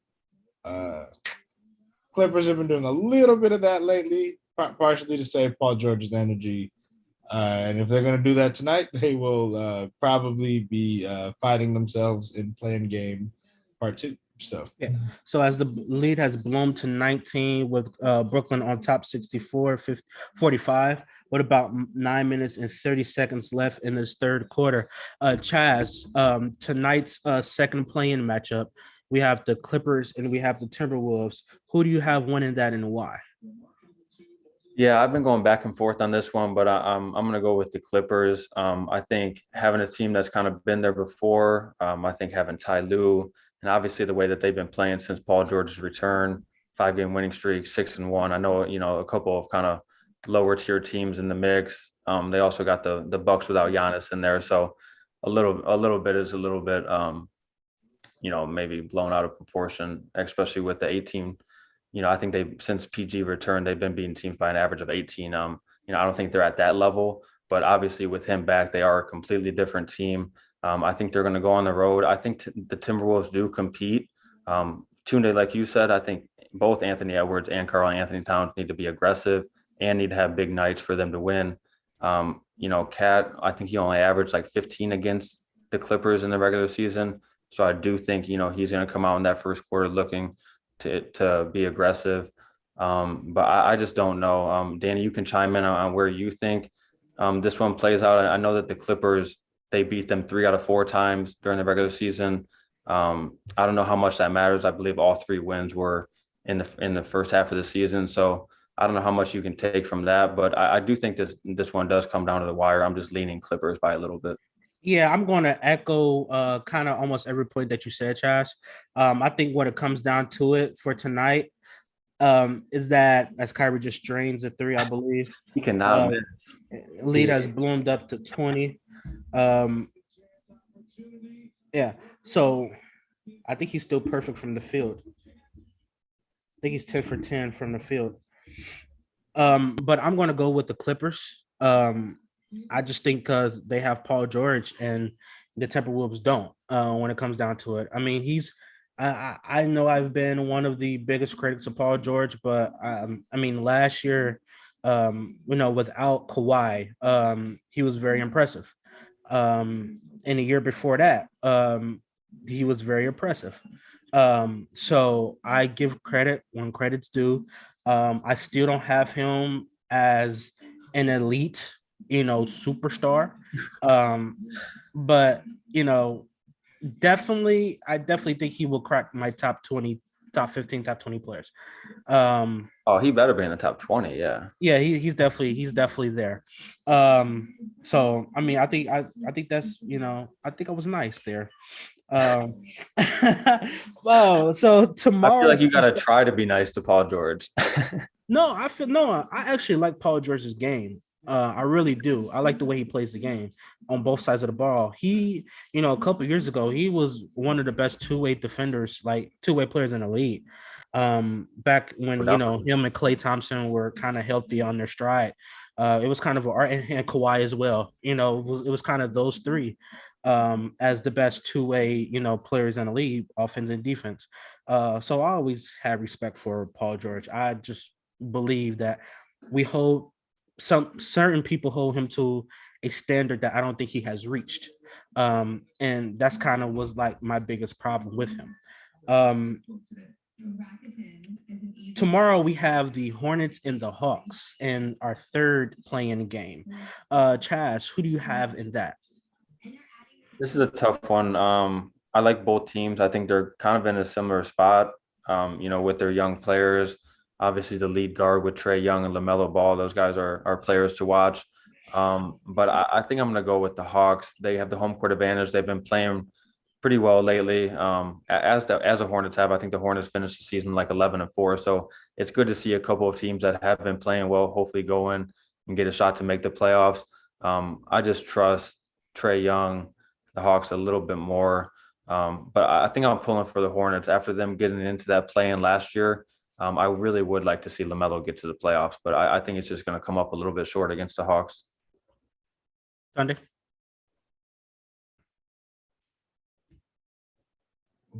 I'm gonna try to not make this pick with my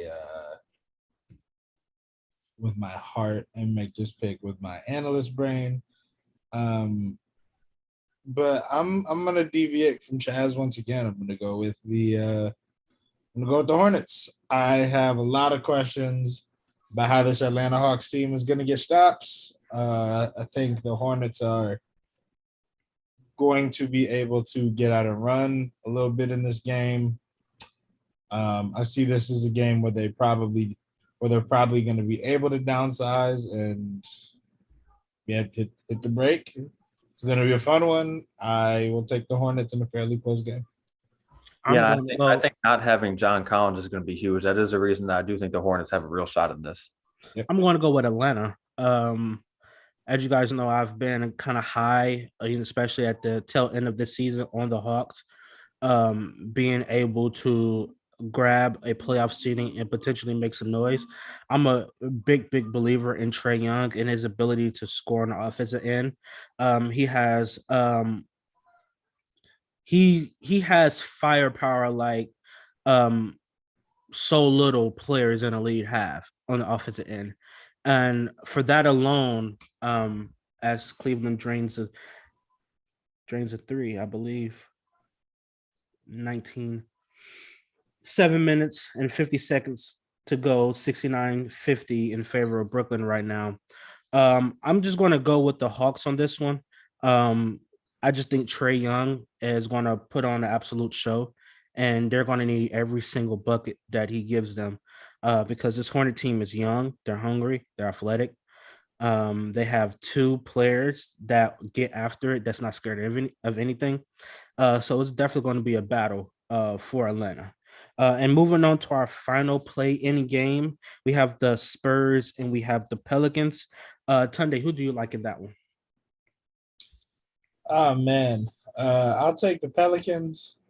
To be honest with you, how do I want to put this charitably? The Spurs were not trying to make the playoffs this year. I don't think they were either. They traded Derek White for a reason. The Lakers were just so bad down the stretch that somebody had to get the last play-in spot. I will take the Pelicans. I think they actually want to get the 8 seed or the Yeah, I think that's a team that's actually, kind of trying to win. Yeah. Um, I also really like CJ McCollum to in a game like this. We've seen him have big performances like the game 7 against the Denver Nuggets a few years back in the Western Conference semis. Single game tournaments, I think, really are tend to favor a team that just has somebody who can go out and get a bucket when a play breaks down or when the play is foobar, as I like to say. And that's CJ McCollum and Brandon Ingram to a T. So I'm going to agree with with you as well. I'm going to go with Pelicans, just because I don't think the Spurs were trying to make it to the playoffs to begin with. Um, I just think CJ McCollum fits better than I anticipated in New Orleans. Um, I think if Zion was playing right now, they would be, obviously I don't think they will win a series, but they wouldn't be taken lightly by a 1 seed Phoenix Suns team. So I'm going to go with the Pelicans um, to win that game tomorrow. Chaz?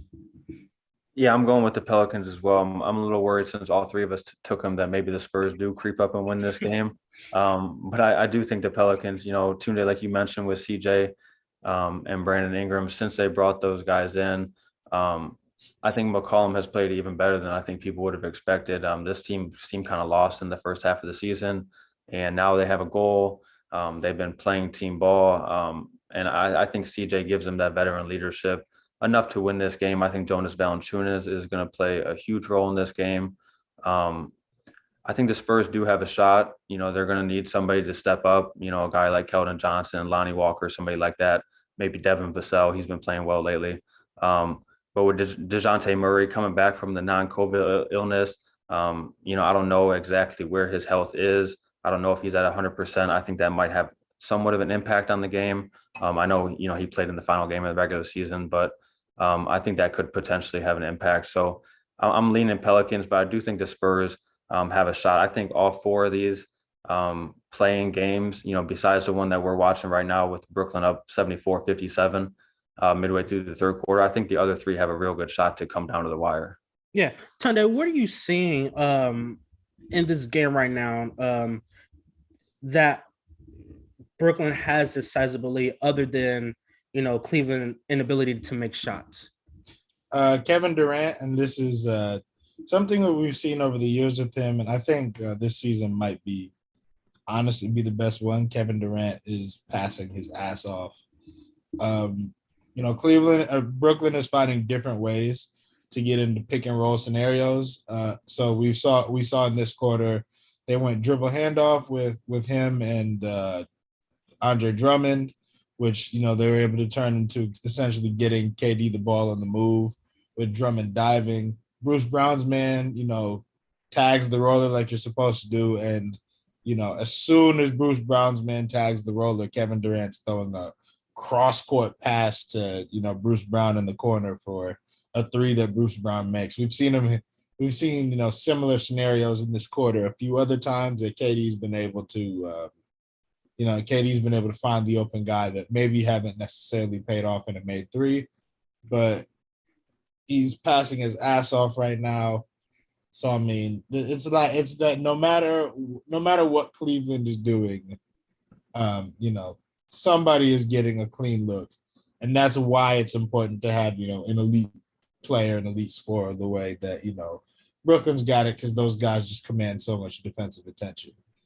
Obviously, as a defense, you're going to live with Bruce Brown shooting the ball over Kevin Durant, shooting the ball, but an open corner three is still, I think an open corner three is a shot that the Brooklyn Nets will live with. So, yeah. So obviously, this season, especially going into the playoffs, there's been, a couple of superstars that has been, that has got injured recently. The latest one is Luka Dončić, who, couldn't be out for a sustained period of time. Chaz, how does that affect going forward the Mavs' ability to make a deep run in the playoffs? Oh, it has a huge impact on him. I mean, we know how important Luka is to that team, everything that they do. If he's not 100% healthy, I think that's definitely a series that they could lose. Do you guys think that they beat the Mavericks without Luka healthy?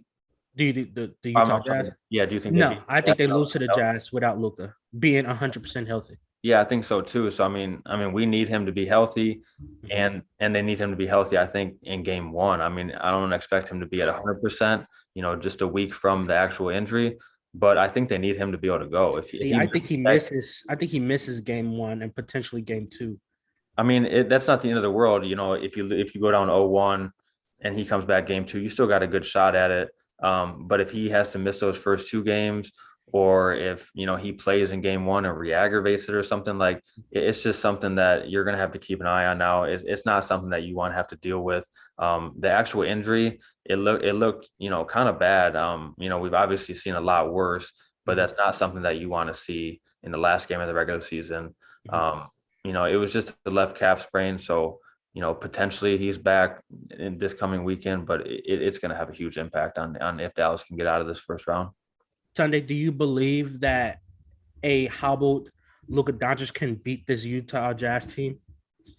I do, but I think that the Mavericks were going to be pretty clear favorites in this series, and I think now they can't be. So I think it depends on just how. I think it depends on just how much a downhill burst Luka has. Luka's somebody who does a lot of damage in the paint, both scoring and creating for others. Again, I don't really think Utah. Like I think Utah is filled with suspect defenders. But I mean, if Luka can't get in the lane, it's a huge problem for this Dallas offense. So Yeah. So Chaz, we know that Brooklyn is up 16 right now with about 4 minutes and 30 seconds left. What are you seeing right now for Brooklyn? What is the primary reason that they have this healthy lead right now on this Cleveland Cavaliers team? Is it their abilities to make shots? I know Kyrie is perfect from the field still. He has 23 points. I think he's 12 from 12. Is it just Kyrie being Kyrie and being able to, create shots, or is it something that Cleveland is not doing? I mean, we saw them build the lead, I think, because Kyrie started 10 of 10, 23 points. KD was doing what he was doing. But Tunde, like what you said in this third quarter, I think that those two guys only have two combined shots. They're up to a combined 18 assists. So Cleveland has played them a little bit differently on the defensive end, and they're taking advantage of it in a different way. We saw out of that timeout. They blitzed KD on the catch. He slipped past to Bruce Brown for a wide open dunk. We saw something similar happen with Kyrie and Drummond earlier in the half. So they're not doing it the same way as they were in the first half, where it was like Kyrie was just looking to score. He was looking for the bottom of the net, and he's finding it every time. But this third quarter, it's been in a different way, and this is what they don't get credit for as much. Their passing ability, like I said, 18 assists right now in the middle of the third quarter for those two guys. Not to mention that they're a combined 15 of 18 from the field. So Especially KD. He's a yeah, very underrated passer. yeah, I think they both are. Mm-hmm. As they see if they can cut this lead down even more.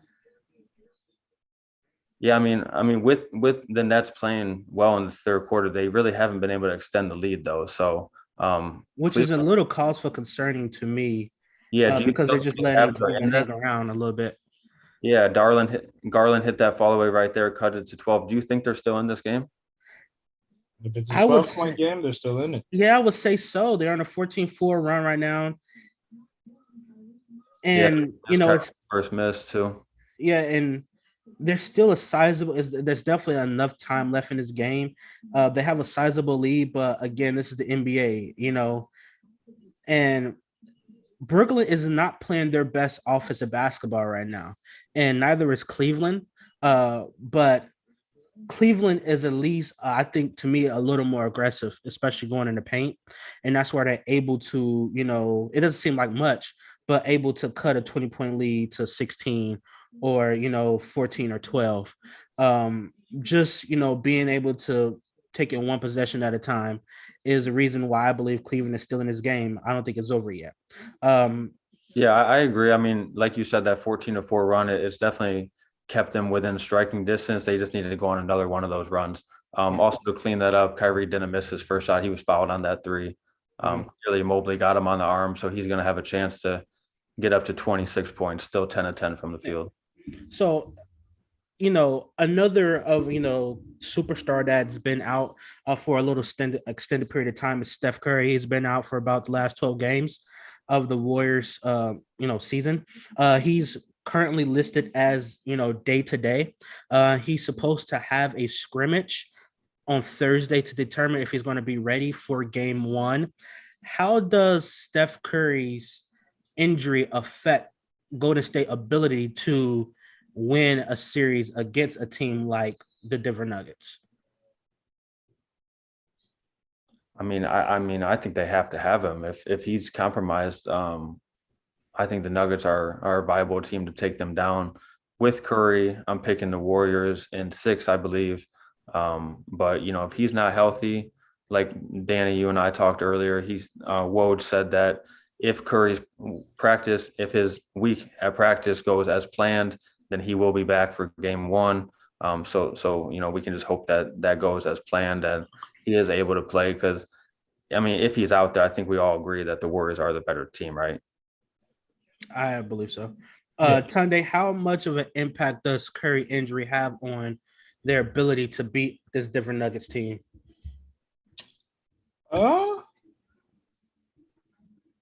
Good amount, right? Let's put it this way. I think at this point in the season, especially trying to make this work without 2 primary scorers, Denver's roster looked a little tired and ragged by the end of the year. I think without Steph, this is a series that the Nuggets could win, and without Steph, this is a series the Nuggets could win, and with Steph, it probably isn't. So, gotcha. Yeah, so I kind of am in coherence with all of you guys. Sorry about this. I suspect that Steph may miss game one. I wouldn't bet my money on it that the Warriors couldn't win that game, just because of how well Jordan Poole is playing, how well other players on that team is playing. So I want to totally rule out, their ability to win a game one without Curry, if he's, compromised and not being able to play. Denver is a team that always kind of has the advantage because they have an X factor that no one can stop. So if he gets going, he can easily, go off. So that's kind of like one of the first round matchups that we have. Do we want to talk about the other first round matchups that we have and pick some games here, some series here?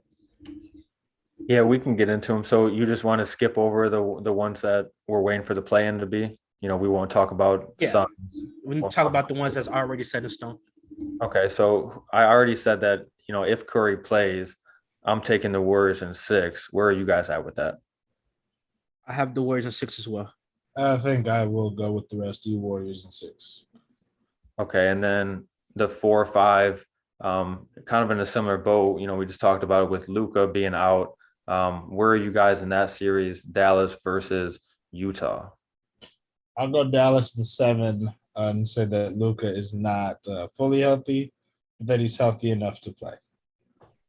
And Cleveland has cut this lead to 12 again with 1 minute left in the third quarter. They just will not go away. Force the time from Steve Nash there. Kevin Love with the big transition 3. Yeah, I would more of those. I would like to see them cut this lead at some point because it seemed like they can't get it past 10. Yeah. It's been like that, for the last 3 quarters. They can get it under 10.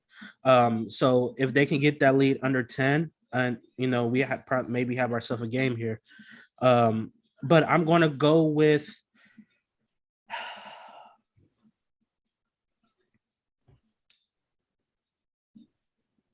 the Mavericks.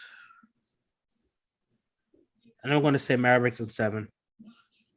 Man, I don't want to do same picks second time in a row.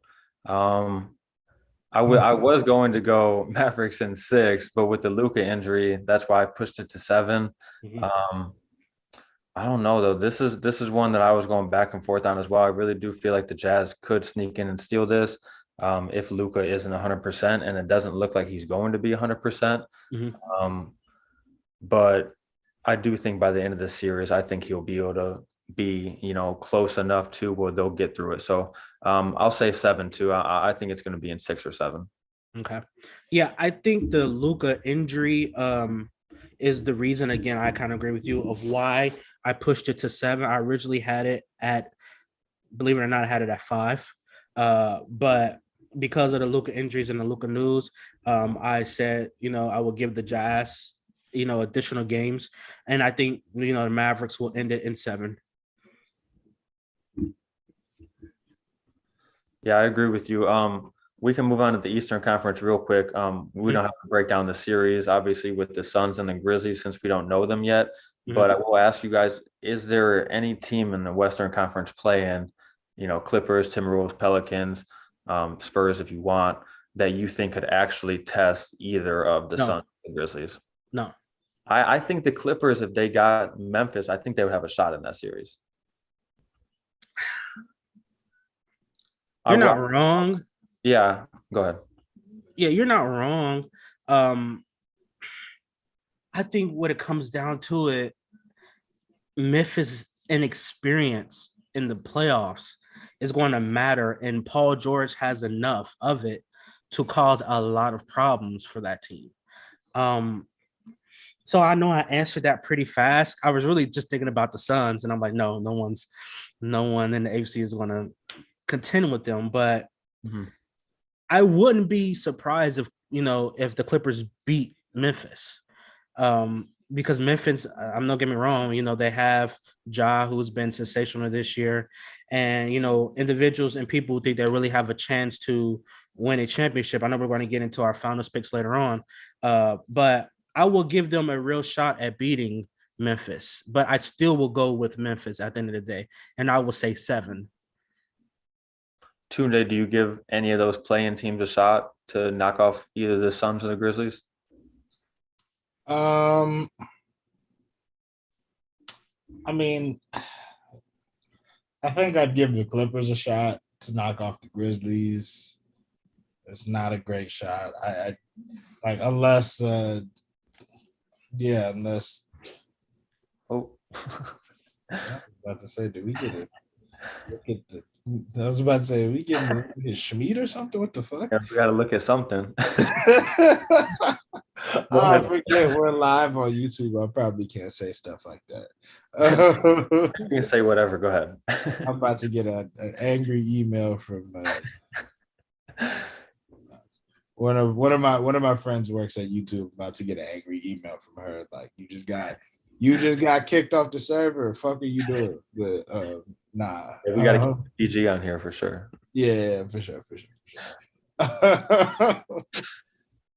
But yeah, I was gonna say unless dog. I'm sorry. It's just on you right now, though. At least you said feel like what? he was talking shit. it's just on you right now, Tunde. At least though, I Thank changed it. God. Almost Danny, PG-13 on here. Almost What happened? got us doing the fucking put your head on my shoulders challenge. That's all I'm gonna say. But anyway, unless Kawhi Leonard magically gets healthy enough to play in the week, I don't really think the Clippers can beat the Grizzlies. I think the Grizzlies will probably be too deep for them.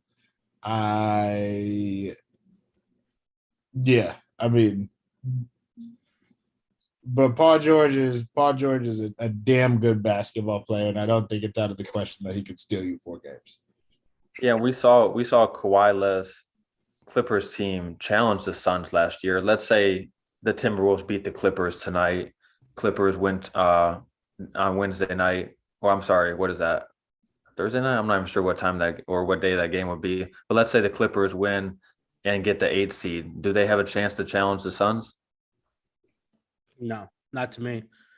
You think that series is over in like 4 or 5? Maybe 6. I think this year's Suns team is very clearly better than last year's Suns team. Agree. Yeah, I think so too. I mean, it's just it's basically the same. It's the same cast of guys, but they just all look better, more connected. I mean, I think like they look more connected from a basketball sense, and I could talk about the X's and O's a lot. But I mean, I think we all saw the clip of them, the clip of Campaign and DeAndre Ayton and Bridges. And Mikal Bridges before the game they played against the Blazers, going crazy. The young boy putting on a whole performance, and then go out and smack them by 30. Which I mean, They always do that. Yeah. Which I mean, if that was me, I would, at some point during that game, I'm probably throwing hands because y'all not about to sit here and disrespect me like that. That lets me know they're not doing that shit before they play the Warriors. Y'all don't take us seriously. Yeah. But anyways, they look extremely connected. They're having so much fun. I think that series is probably over in like, I guess I can see the Clips taking it to 6. Yeah. I just think there's a very clear noticeable improvement. And I mean, I think he was already doing this, but I think Devin Booker's taken another step as a playmaker, and that's making a big difference on this team that has a lot of shooting on it. So, yeah, I mean, I think Booker, Bridges, Johnson, there's multiple guys on that team that have taken steps forward this year from a team that we already see get so close to a championship last year. So I agree with you that, and it's not that they were unfocused or anything last year, but I think they look even more focused this season. They seem like they know exactly what they're going to accomplish, and they have their eyes set on it. Somebody might be able to take them down at some point, but I would be shocked if it was the Clippers in round 1. Yeah. I kind of echo everything you guys have said. If that was the case, I will have, the Suns in 6, because I'm going to respect, this. Ty Lue's the best coach in the NBA. And to me, his ability to adjust to any offense and defensive scheme, his ability to galvanize his team when their 2 superstars are out, his ability to come back. The Clippers have had the most 20-point comebacks this year. So even though his team gets off to a slow start, they make up for it. And I think that speaks volumes to the coach. So with that being said, I still want to pick them to, obviously beat the Suns, but I will give them 6 games. And I would give them 2 games. And I say it will be over in 6. But all this talk about, who's the best coach in the NBA, to me is obviously Ty Lue. And it's been like that to me for the last 2 years. I mean, I think there's a great argument for that, but I would say I don't think he's on a different level than, I would say, Eric Spoelstra or Nick Nurse or possibly. He's a better coach than Eric Spoelstra and Nick Nurse to me. I don't know. I mean, I think he might be, but I'm not confident saying that. I would say those are probably the top 3 guys. You might want to put Monty Williams or somebody like that in that conversation. But I mean, I think Ty Lue is probably that guy, but I would have Spoelstra and Nick Nurse, like I said, right there as well. I just think that he has an ability to galvanize his team better than almost any coach has the ability to. I mean, if you have your 2 best players out, and your team, at some point in time didn't have anything to fight for, didn't even think they were going to be in this position to make the play-in tournament, his ability to galvanize, everyone else, the others around him, and pull off miraculous comebacks, I don't think an Eric Spoelstra can do that.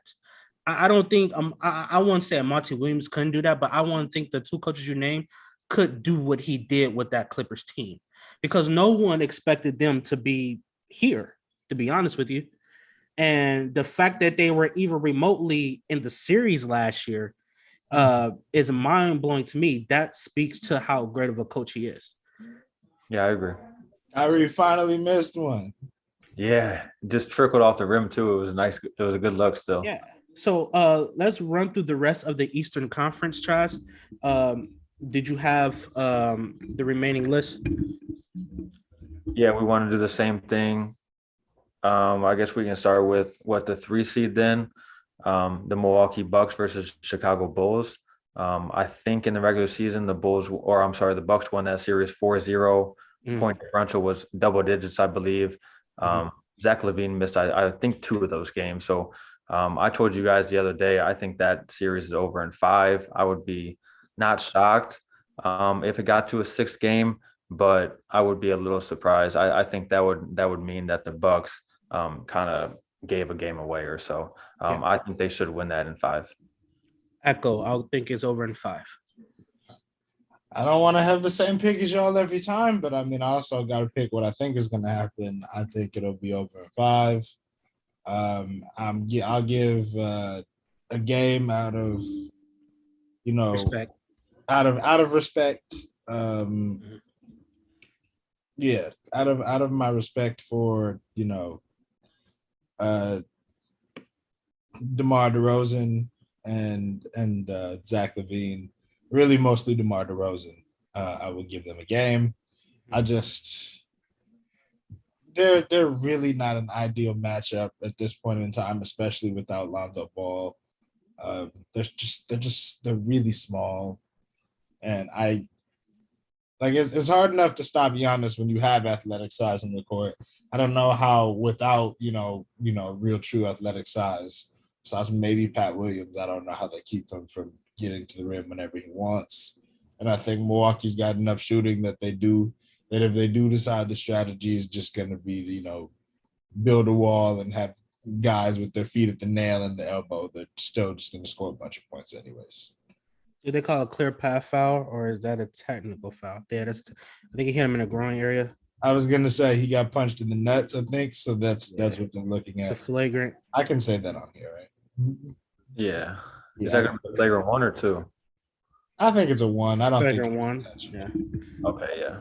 I think he's just trying to. It was supposed to be a take foul. I think most important, they have the chance to cut this lead down to less than 10. Yeah. And that's the closest they have been since the start of the first quarter, when I believe keep chipping away. Yeah. So I mean, this could get interesting down the stretch. And we definitely will have play-by-play analysis, if it comes down to that, in the final stretches. Just something to point out here. Shout out to Mari Stoudemire. Just something to put. He's behind the Nets bench, but just something to point out here. The last few times down, we've seen the Brooklyn Nets, or we've seen the Cleveland Cavaliers finally just say fuck it and decide to double the ball when Kyrie Irving has it. That's something to look out for. That's something we haven't seen through the first 3 quarters either. Exactly. Yeah. They doubled the ball off the pick and roll and then doubled him once kind of out on the wing. And Patty Mills got a wide open 3, but he missed it. And it's just at this point, it's just like the ball has to go somewhere else. This is the closest they've been. Down to 7. It's down to 7 with 9 minutes and 30 seconds left. To me, that was a bad shot, but it went in. I think shot clock was running down. I don't know what it was exactly at. And I think it was about 12 seconds left on the shot clock. That's a shot. I mean, Darius Garland, he makes those. I'm cool. Yeah, but that was. I just think he's shooting over 50% on the day. He's up to, I believe, like 25 points now. He's having a good day. I think he was feeling it a little bit. If he can keep this going, if he knocks, it was down to 6, so he could have attacked, but I'm not mad at it. I just thought it was a better option he could have got, because it kind of routed out and he got looked up and it went in. He walked away like he knew that shit was good. Yeah, I know. You saw that. High fiving people. They're pick and roll. If they pick and roll working, it's you have to finish that. Yeah. Dang. Oh, Laurie. What are we seeing here, Chaz? Yes, it seemed like the Cavs are really getting. Oh, Claxton almost with a poster dunk, Chetty Osman with a good foul there to put him at the line. But like you guys said, their defensive adjustments in this fourth quarter, you can see it there. They had two defenders chasing Kyrie. They're putting obviously a lot more focus on getting the ball out of those guys' hands, trying to make somebody else beat them. I don't think Brooklyn needs to do much more else. They just need, to get a few stops here down the stretch and get a few buckets. But Cleveland is right in this game, and Garland seems like he's feeling good. So he might try and take this game over himself. You said they don't have to do much? I don't think they have to do much more else. They just need to get a handful of more stops and continue to get better shots than they have been these first 3 minutes of this fourth quarter. They're gonna have to close this game. I think when he's saying they don't have to do much, he's saying like from a scheme standpoint, like okay. There's not much they don't have to change much. Yeah, they're gonna have to close. This is going to come down to the wire. They don't have to close this game. Kyrie or Kevin Durant. Nasty. Kevin Durant or Kyrie is going to have to close this. Yeah, Garland with a floater right there. It's down to 6. He's up to 27. He's efficient. He's 10 for 18 right now. That's impressive. Good Lord. Can't leave him open. Kevin Durant bangs for 3, wide open. Right there. Yeah, got a great look off that. That's good. Yep. Mm-hmm. I'm a little behind y'all, and I knew that shit was good as soon as he caught it. Mm-hmm. Yeah, it's about so it's a 9-point lead right now. I think Jay-Z too. Yeah, still plenty of time left in the game. About 8 minutes and 20 seconds. Rounding out the Eastern Conference. Chaz, did you want to finish out the remaining first round matchups? Yeah, so we all took Milwaukee in 5. So that will move on to 4 versus 5. Philadelphia is a 4 seed. Toronto is a 5 seed. We talked about this a little bit off air yesterday with Matisse Thybulle not being able to play on the road. How do you guys think that's going to have an impact on it? And then also, who are you taking in this series?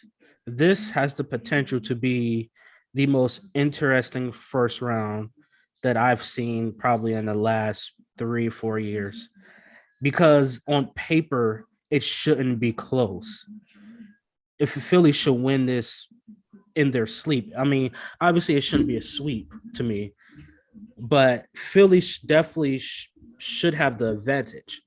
And the fact that I'm about to say that I have Toronto at 7 goes to how I think James Harden is going to perform this year in the playoffs. I don't think we're going to see the James Harden of 2-3 years ago. I don't think James Harden has, I'm not going to say he doesn't have that ability anymore. I just think he's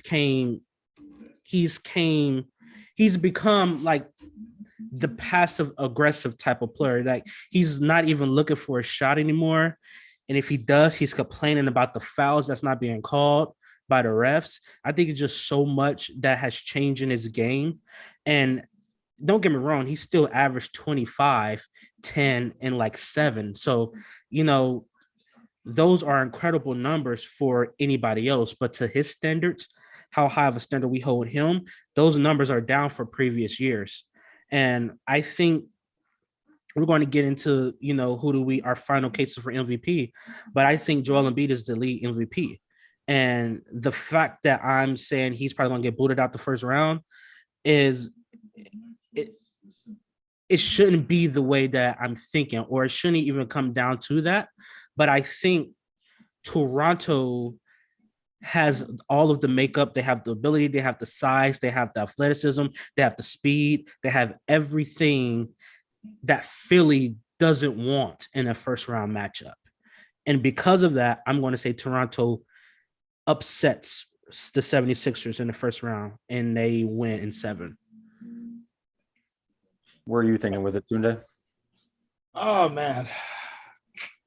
I think this is going to be a very interesting series. I think generally we see that regular season matchups don't have a ton of bearing on playoff matchups, but I think we did see that in a few of the regular season matchups with Toronto and Philly, Joel Embiid was a little he wasn't quite passing the ball out of the post the way he should be, with Toronto committing 2 to him. I think he was a little stubborn and just deciding to, shoot the ball regardless, even though he, see the skip pass to the corner. I think that's where this series is going to be won and lost. I think it's going to be a lot of Joel Embiid's post passing. We know Toronto kind of plays small. So they're probably going to commit multiple bodies to Joel Embiid. So it's that. And I mean, James Harden right now is really struggling to score the ball. What does he have in the tank? I think this is a horrible series if you're trying to figure things out, because Toronto is huge with size and length everywhere. On the perimeter, it's a bunch of 6'8" dudes with plus wingspans. I'm going to say that Philly has just enough. Just enough. And I'm going to pick them to win the series. In 7, I think we will be very scared for them the whole time we watch it, though. Chaz, where are you on this? Yeah, I think I'm in the same boat. I think it's going to go 7. Marking and Joel. Cleveland is not going away. I'm sorry. They just won't let it go. They will not let this go. 8-point game with how much time is left? 7 minutes and 25 seconds left in the game. Yeah. Let's tune in for a little minute to see, can they cut this even more as Kyrie steps back for a 3. He misses, pushing it up. Slow down. Yeah, he's rushing. Garland is rushing. He's rushing too much. That's a clean look to me. I don't know. That's so much time left on the clock. He could get a better shot than that. That's the shot that you want, though, right? Yeah, I think if we have an open catch and shoot for an elite shooter, we're gonna shoot that, whether there's 20 seconds, 5 seconds, no seconds. I think stepping into it with nobody in. I think because in this situation, every possession for Cleveland matters, and you're blowing these possessions by taking ill-advised threes, and you could get a better and easier shot. So that's kind of where I am. All these possessions matters, every single last one of them. And yeah. I mean, although you can potentially make that 3, it's an easier shot to be had in the paint. The paint's wide open. Yeah, we saw LeVert get downhill that time and get to the bucket, cut it back down to 8. So yeah, and it's not like they're stopping. They're not stopping Brooklyn on the offensive end, and they can't outscore them. So they have to be smart on the offensive side of the ball. Sure. I mean, no matter what they do, probably going to lose regardless. I think if I'm Darius Garland, I am cool with the way we go down being me taking open catch and shoot jumpers. And that's the reason. But see, that's the reason you go down, because you're taking ill-advised catch and shoot jumpers when there's easier shots. No, will it be because Darius Garland is taking open threes? No, I don't think he's the reason they're in the game, actually. Yeah. No, but I'm not saying that he can't. I'm saying that his shot selection should be better. And you had a wide open layup to the paint and you chose a 3. So all I'm saying is that's a guarantee, almost 95%, 99% guarantee basket at the hoop. And you're shooting an ill-advised 3, which we obviously it didn't go in. So I'm saying, like, in this case, like, the game is this close, every possession matters. You're 6 minutes under in the fourth quarter. Every possession matters. I agree with that for sure. I think if he gets that shot again, I think he should take it, and I think he would probably make it. Nice defensive possession. Yeah, I think if he gets that, and they're okay. Get that shot again, and I think if Darius Garland gets that shot again, under 6, 5 minutes and 30 seconds left, they're back in the ball game, 2-possession game. Yeah, great vision right there from Garland to see Markkanen leaking out. Strong finish at the rim now. 97-91, 5.5 to go. Yeah, this would be hilarious if Cleveland somehow pulled this out. They have an opportunity as we're breaking this down. Oh, great backline defense. Yeah, as we're breaking this down, Tunde, final case, who was the league MVP? They're squaring this game right now with 5 minutes left in the game. Tunde, who's your league MVP? Final case. So my final case, I think I've been pretty consistent with this on this podcast. I'm going to stick with Nikola Jokić. I think there's strong cases for Joel Embiid and for too many second and third opportunities. Giannis Antetokounmpo, but I'm going to go with I'm gonna go with Nikola Jokić. I like how we're all zoned in on this right now. It's hard not to be transfixed on this game. Yeah, I'm look at gonna go this. with Jokić. That's I don't. Marketing with a good look there. It doesn't go down though, so it stays at 6.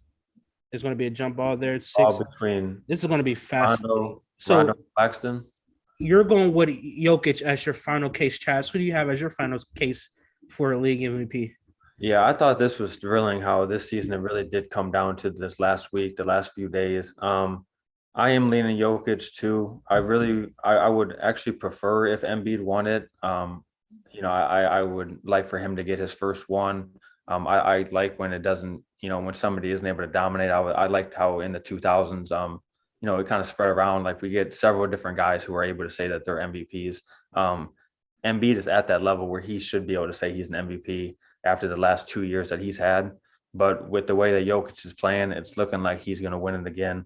Obviously, the first player ever to do 2,000 points, 1,000 rebounds, 500 assists. Also, the first player ever to average 27, 13, and 7. He did a lot of historical things this year. Only player in the league top 10 in points, rebounds, assists, as KD drills a jumper right there to push it back to an 8-point lead. So I think this is Garland gets in the paint. He misses the open layup. Contested layup there. Yeah, Nets back with the ball with a chance to push it to double digits if they get a bucket. Should slow it down here and get a good look. I'm going to have KD. Claxton just come set the screen. Another mid-range jumper.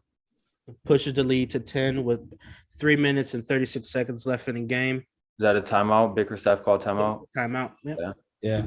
This is the difference. Like on the possession before that one where Brooklyn had the ball, we saw, Bruce Brown get the ball short roll. We saw a few possessions before. Bruce Brown got the ball short roll. Backline stepped up. He throws the lob to Nick Claxton. The last few, Cleveland did a great job helping the helper. So the backline was able to kind of cat and mouse that, not just give up the lob to Claxton. You just throw it back out and Kevin Durant hits an 18-foot pull-up over Karis LeVert. Cool. And it's like, damn, because you realize he can literally get that shot every possession if he really wanted to. That's the difference. That's why you need an elite guy in the team. So I'm going to go, Chaz, where you finished with your case for Jokić. Yeah. I don't know that he would be my pick. I think he would probably be my pick for who I would. But I'm pretty confident that he is going to be the winner after, we saw the ESPN poll come out. Yeah. We've seen a lot of people start to lean towards Jokić, but I know that you still feel like it's Embiid. So I feel like Jokić will win it, but I feel like Embiid should be MVP. Okay. The first center since Shaq to lead the lead in scoring. Embiid has had a tremendous year as far as leading his team where they are, in seeding wise. Doing it, I say this because I feel like it's such a huge factor in why I believe he should be MVP. The entire Ben Simmons saga and his ability to still lead that team to wins after everything that's been going down for the last 2 years with Ben Simmons, your second best player, and you're still able to go out there and perform at a very high level, lead the lead in scoring, averaging 30, and you're able to put up, MVP caliber numbers. I get Jokić. I get that he's likable more. I get that a lot of people like Jokić. I don't even necessarily think that's true. I think they like him more than Embiid. The media or other players or fans? I think the media likes him more than Embiid. I think the media does, yeah. Yeah, I think the media does. I think Embiid is just as popular. Yeah, but again, we're about to name a league MVP again, who is a 6 seed in the Western Conference. We're about to give him the MVP. We keep changing. I know, but it's not like the Sixers are a 2 seed though. No, but I'm saying we keep changing the criteria of league MVP. Like I feel like it keeps getting changed every single year. I feel like there's always another thing added to the list of what makes you the MVP. Because to me personally, I don't think a 6 seed should be league MVP. I don't think. What's the cutoff? Yeah, I don't think that a 6 seeded team no matter if you're the best player on that team or not. I don't think you should deserve MVP honors. I just don't think you do. Like, So I believe is it the Devin seeding? Booker, who has led his team to a 1 seed, averaging 25, 6, and 5. He deserves more consideration for league MVP. He has the best record. He's the best player on But the I mean, best team in the entire league. his team has the best record though. Like Yeah, Booker is not solely responsible for that. When you I look at get that, Jokić, but though, MVP also is a team. It is team driven. It's team rewarded as well. Why do we? it shouldn't be though. It's the most valuable player. I get it, but that's the criteria that is. Why did Giannis win MVP the last 2 years? Not only was he putting up great numbers, but his team was number 1 in the Eastern Conference. Why did Steph Curry win MVP? I mean, obviously he put up a historical season that nobody has ever touched, in my opinion. But his team was number 1 in the Western Conference. Why did Western Westbrook They win also MVP? had the best season that year. Don't you think Steph had the best season that year? I don't think Jokić has had the best season. I don't think Jokić has had the best season. I don't think he has the best. I don't think Jokić has been the best player this season. What were you about to say about Russell Westbrook? Russell Westbrook got the MVP because he averaged a triple-double, and then he did it again for 2 consecutive years. And so if I average a triple-double for an entire season, I get MVP, and then I do it 2 more times. Why wasn't I MVP again? But it's not this. It's not a carbon copy every single year. Like, players do different things. But I'm saying you rewarded this man MVP for averaging a triple-double, and he did it again. Why can't he be MVP? We know that the storyline has a lot to do with it. Russell Westbrook won that award a lot because of what he was faced with. You know, he stayed after Kevin Durant left. He had the triple-doubles. Like, there was a lot. It was more than. I mean, I don't think a lot of people were saying Russell Westbrook is the best player in the world then.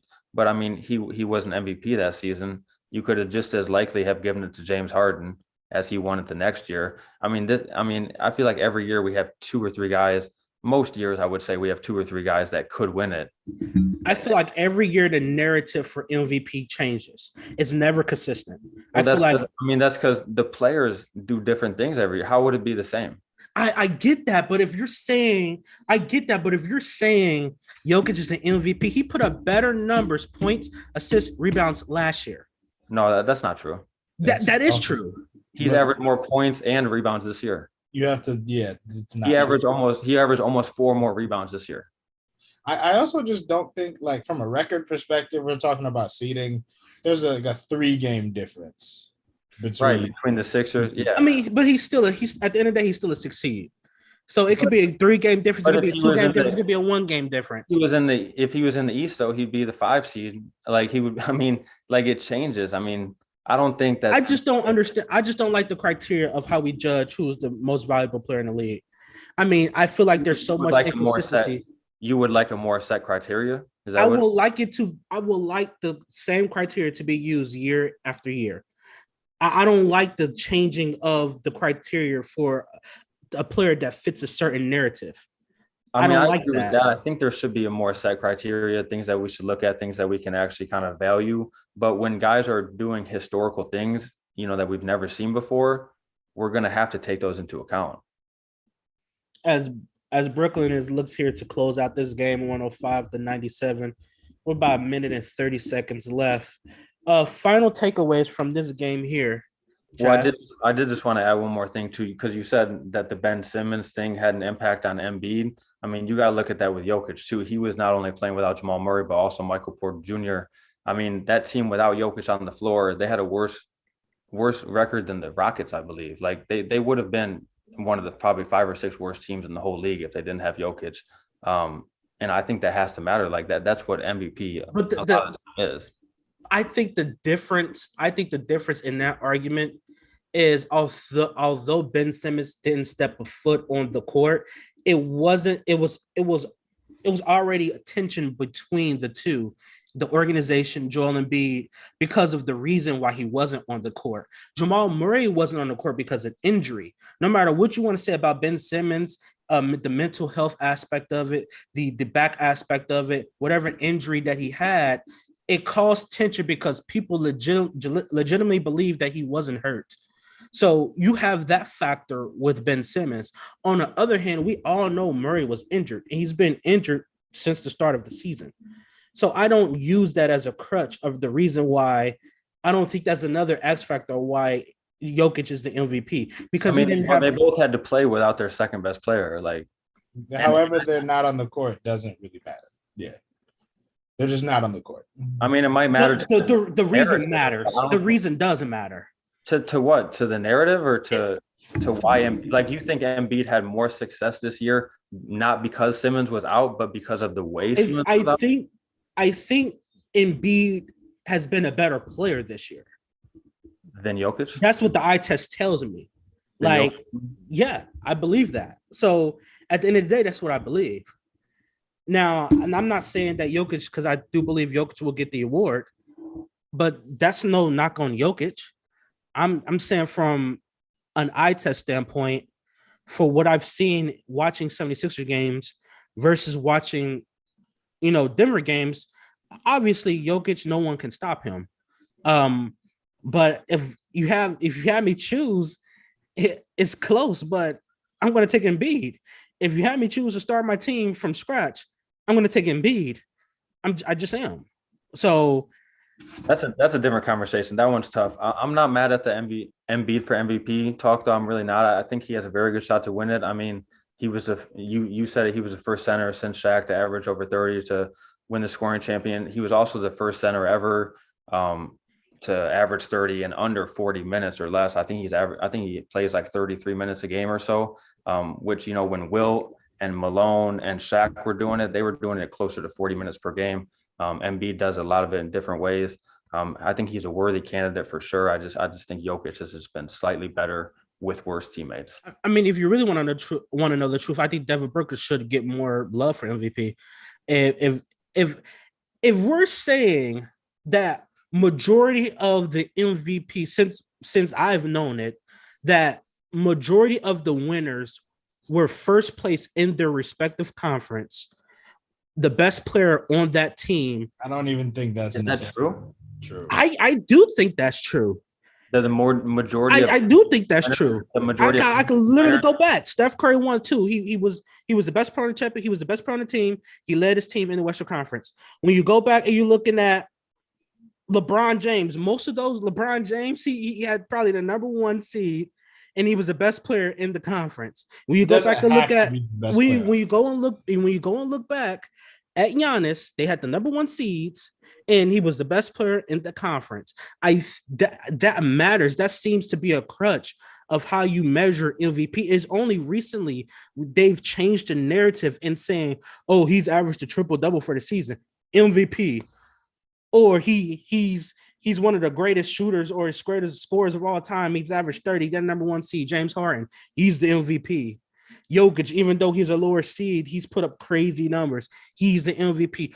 Why is it so inconsistent when you're thinking about MVP? Because every single one, I get it. Every single one of these guys won an MVP, different scenario. Why did Derrick Rose win MVP? He shouldn't have. He was a number one seed. He was a number one seed in the Eastern Conference. He was the best player on the Chicago Bulls team. Everybody and their mama know LeBron James should have been MVP. Or Dwight Howard. But they gave it to Derrick Rose because He's young. He was up and coming. Number one seed in the Eastern Conference. He was the best player on that team. And they gave him MVP for it. And the narrative is so inconsistent of how we judge and how they grade people of, oh, this guy is the MVP this year. No, it needs to be a set criteria that everyone can agree on what the league MVP is on a given person on a given team. And it needs to be that. I mean, how would you even go about setting a criteria, though? I don't know, because I think this is really the only way to do it. Like, everybody takes in the game their specific way from their perspective. They think about it. They run the numbers their own way. And then you vote for who you think was the MVP. Like, I mean, there might be better ways to do it, but I don't think setting like a criteria like, oh, you have to be a top 3 seed. But they set a criteria now. But the difference is the criteria changes every year. No, they set a criteria. There is no criteria. There is none. I mean, there isn't. There's no, oh, you have to win 45 games. You have to average 20 points a game. There's none of that. It's just the voters get to vote. And I mean, it probably shouldn't be like that. I mean, you might want to have some stipulations in there.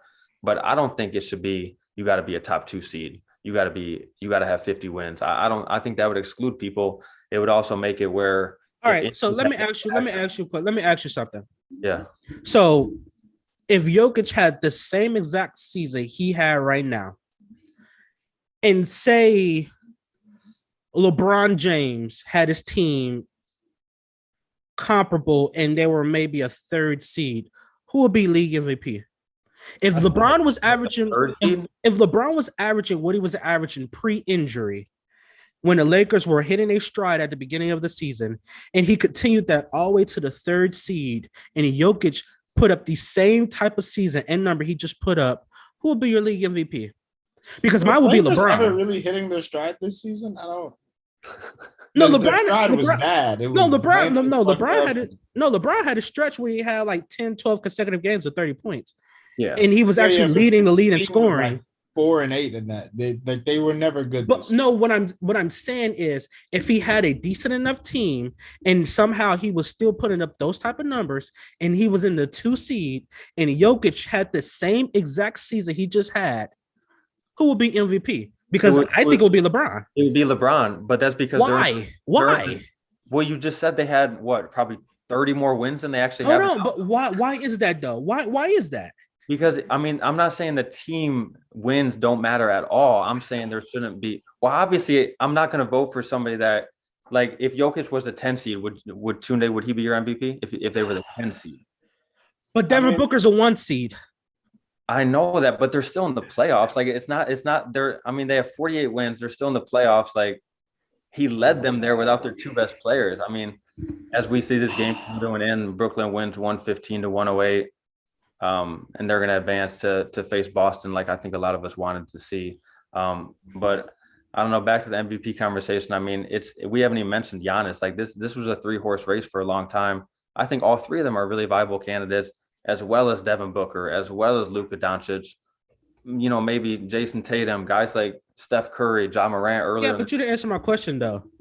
If LeBron was in the 2 seed, I said if the Lakers were the 2 seed, that LeBron would have won. But why? But why? Why though? Team success does matter. I'm saying it's not the. But why is Devin Booker not the MVP then? Devin Booker did not average what LeBron did. Do you think Devin Booker is the MVP? Did Devin Booker average over 30 points a game like LeBron did?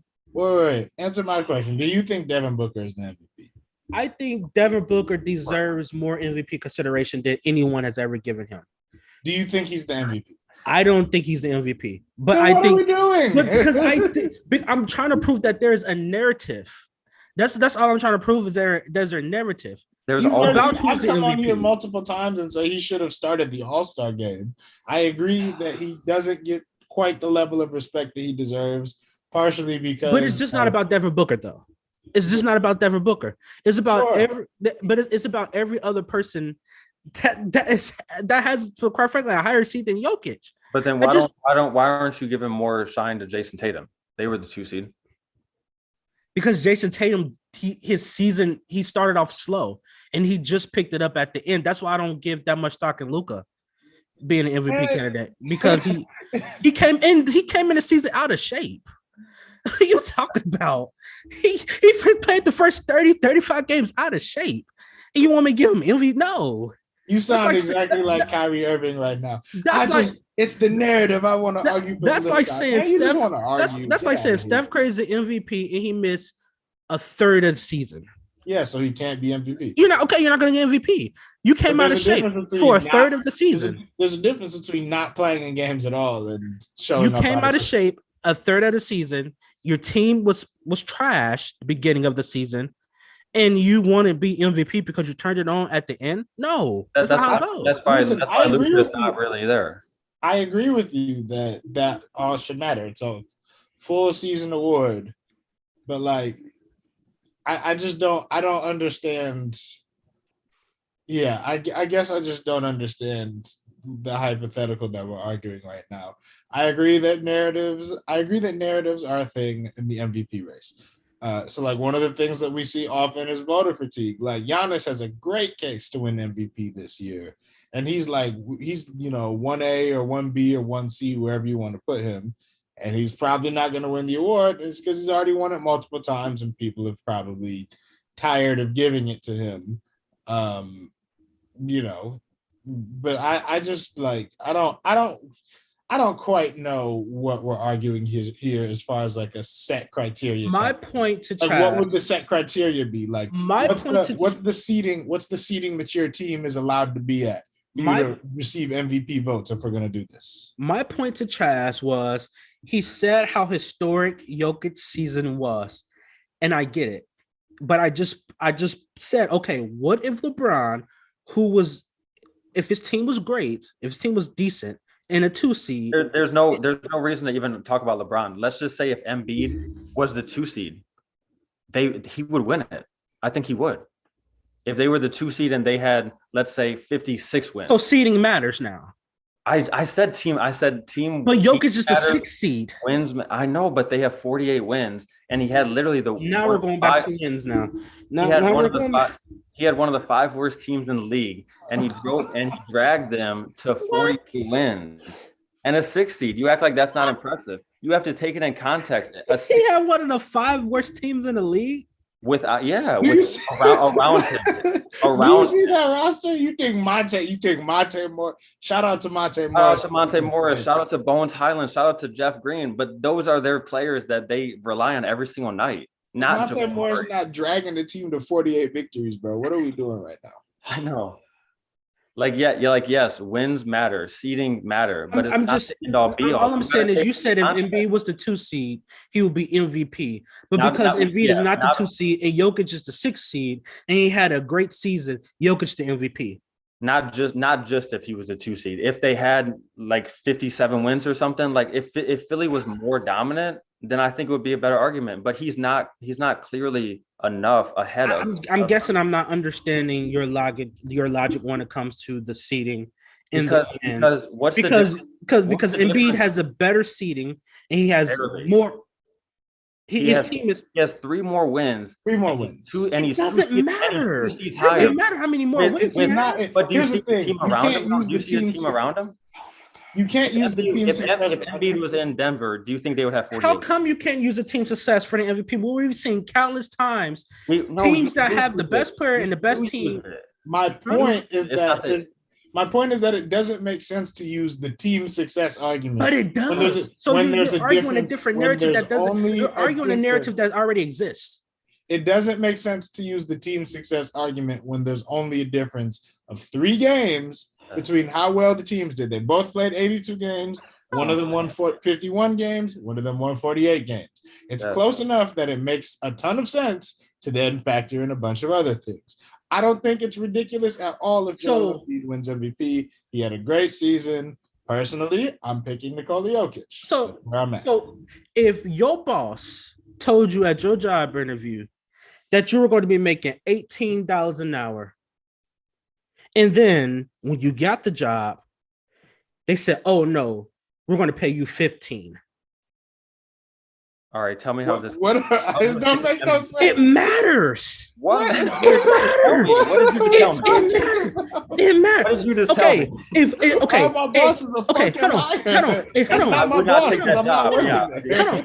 Hold on. If my boss came to me, if your boss came to you and said, "Hey, you're going to be making $18 an hour to start out," and you go through all your orientation, all your paperwork, everything you did, and you start the job, and your papers say $15 an hour, are you not going to be upset? I would be. Are you going to be upset? I genuinely. Are you going to be upset? Okay, first of all, yes, I would be upset. Okay. I wouldn't work there. That wouldn't be my boss. The point is that it doesn't matter if it's 2, 3, 4, 1. He still has more wins. Context matters. No, it doesn't. Context doesn't matter. No, I'm saying that he still has more wins, and we can't say because he only has 3 more wins, and this person has performed this way that this person deserved the MVP. The person we're comparing to still had a great season. So you're just not going to convince me that 3 wins should. That an extra 3 wins should just give you the MVP. Whatever. It sounds like you're saying those 3 wins are the difference, and I don't get that. I don't get. No, I'm not. What I'm saying is, if you're saying that Jokić is the MVP because he's had the best season statistical wise. That's not the only thing I'm saying, though. That's not the only thing I'm saying. But you also threw in the seeding and you also threw in the wins as a component of why you chose Jokić. The context, the team around him, the historical context, like okay, but is wins is a team accomplishment. And so Tunde is telling me that, but Tunde is telling me that team success doesn't count when you're talking about MVP.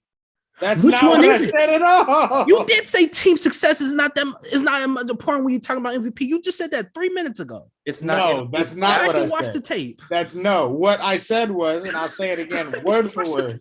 What I said was, you can't use. What I said was, it doesn't make sense to use the team success argument when the difference between the teams in question is 3 wins, is 3 games.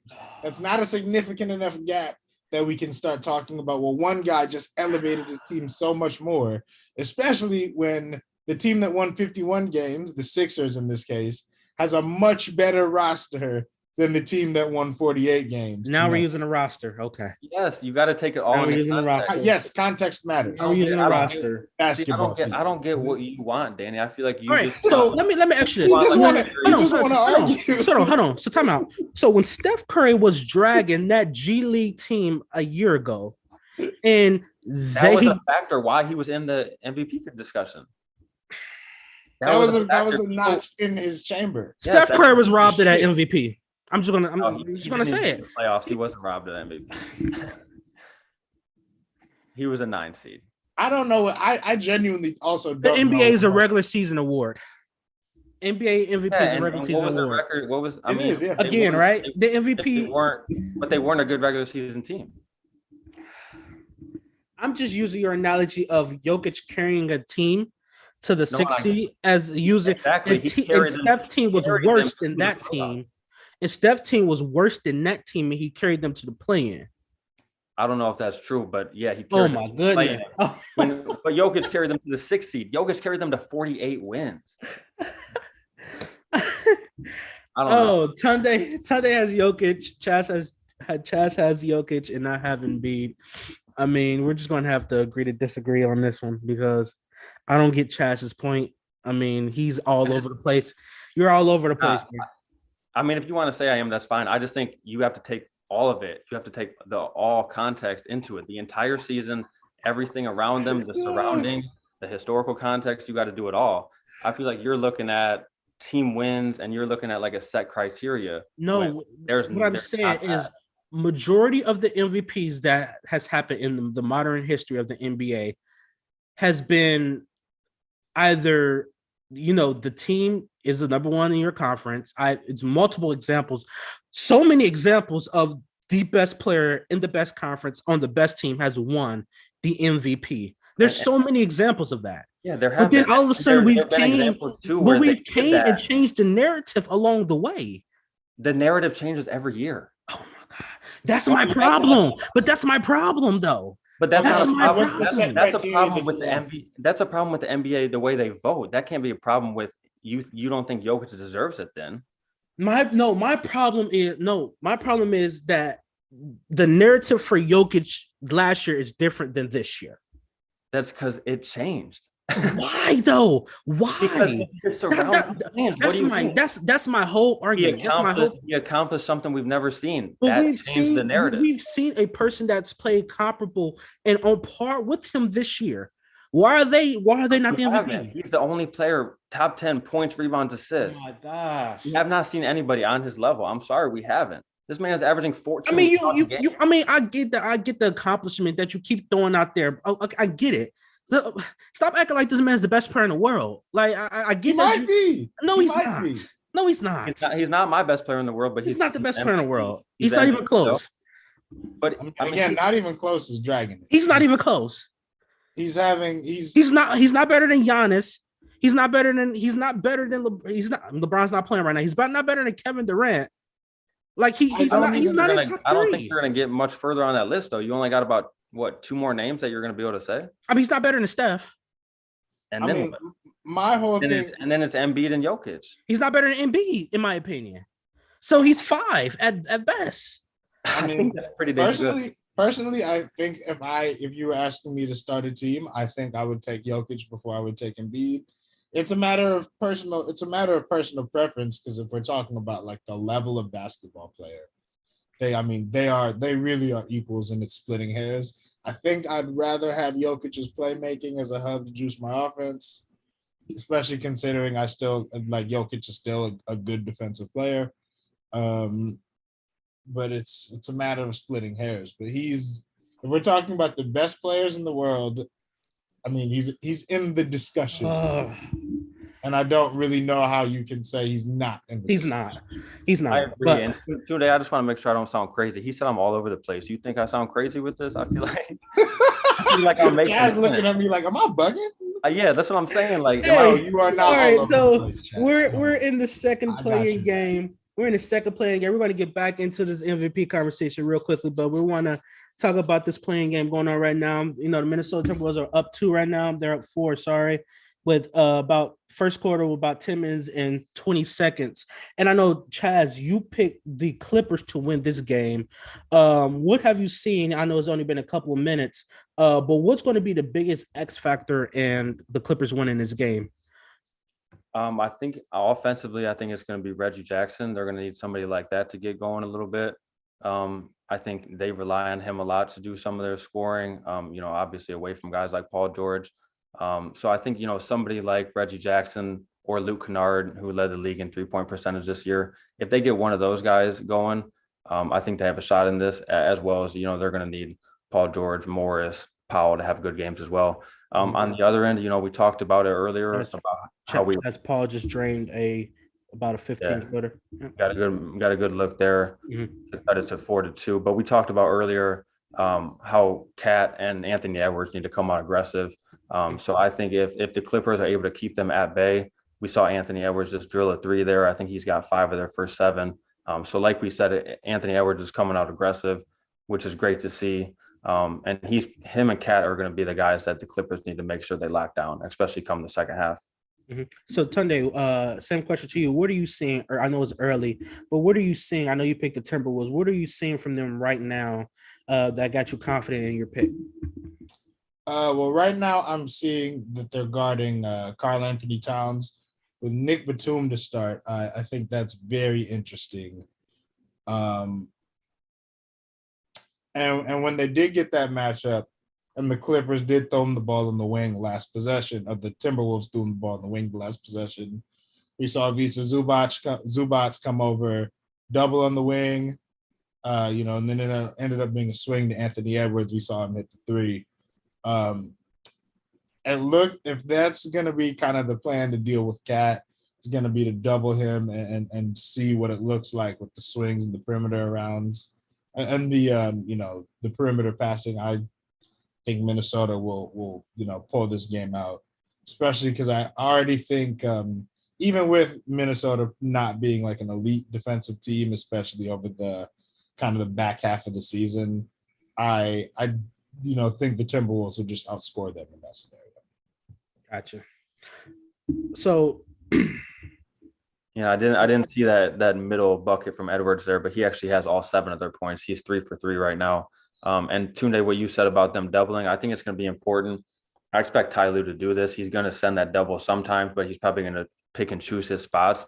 I don't mind them starting Batum on him because I think he's going to be able to go outside with Cat, like he likes to do, and then you send that help from Zubac. I think it's a good idea from Ty Lue. We'll see how it works out. But they're going to have to make sure that Cat doesn't get loose in this game because he's somebody that can really just carry them by himself. Yeah, Anthony Edwards, he's definitely started out aggressive as the Morris twin has knocked down a 3 to tie this game right here. I love that he's just Morris twin. He's not even Marcus. Morris twin. I can rock with that. We gotta call them both Morris twin from now on. Morris twin, yeah. I kind of fuck with that. I like that. So yeah, but back to this MVP conversation real quickly. Doubling Cat on the wing. What else do we have to get into about it? I just think you're all over the place. He said, "What the fuck else do we have to say? We said it all. We talked for an hour." I just think you're all over the place with it. I mean, Jazz face turning red. Yeah, I know, right? There's nothing else to talk about. You guys still see me? Yeah. Oh, okay, my camera cut out for me. Yeah. Oh, okay, I'm back. Okay, cool.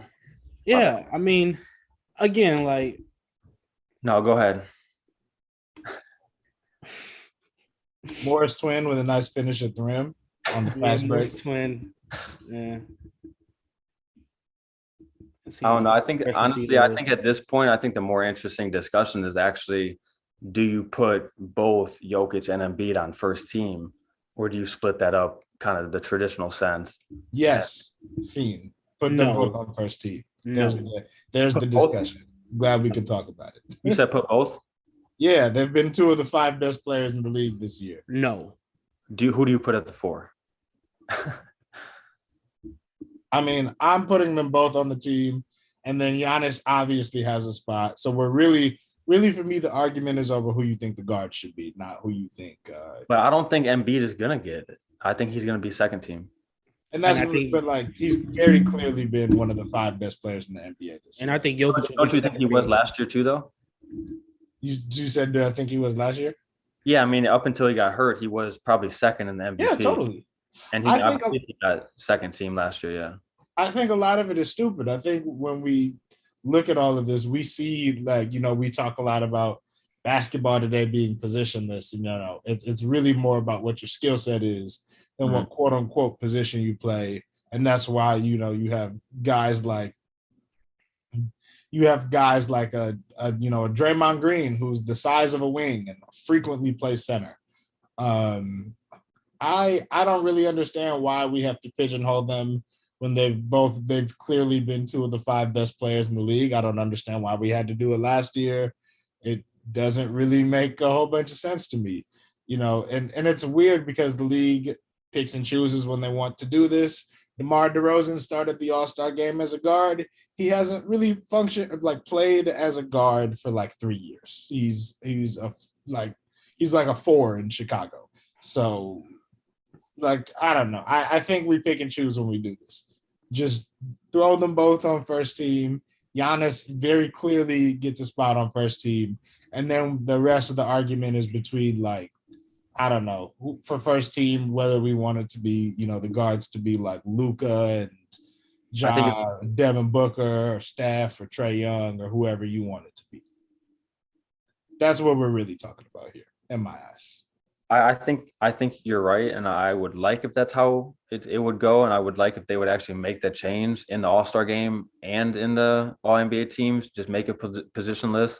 If you want to do some restrictions where you got to have one of them, you can't go 5 guards or something like that. If they want to do that, I get it.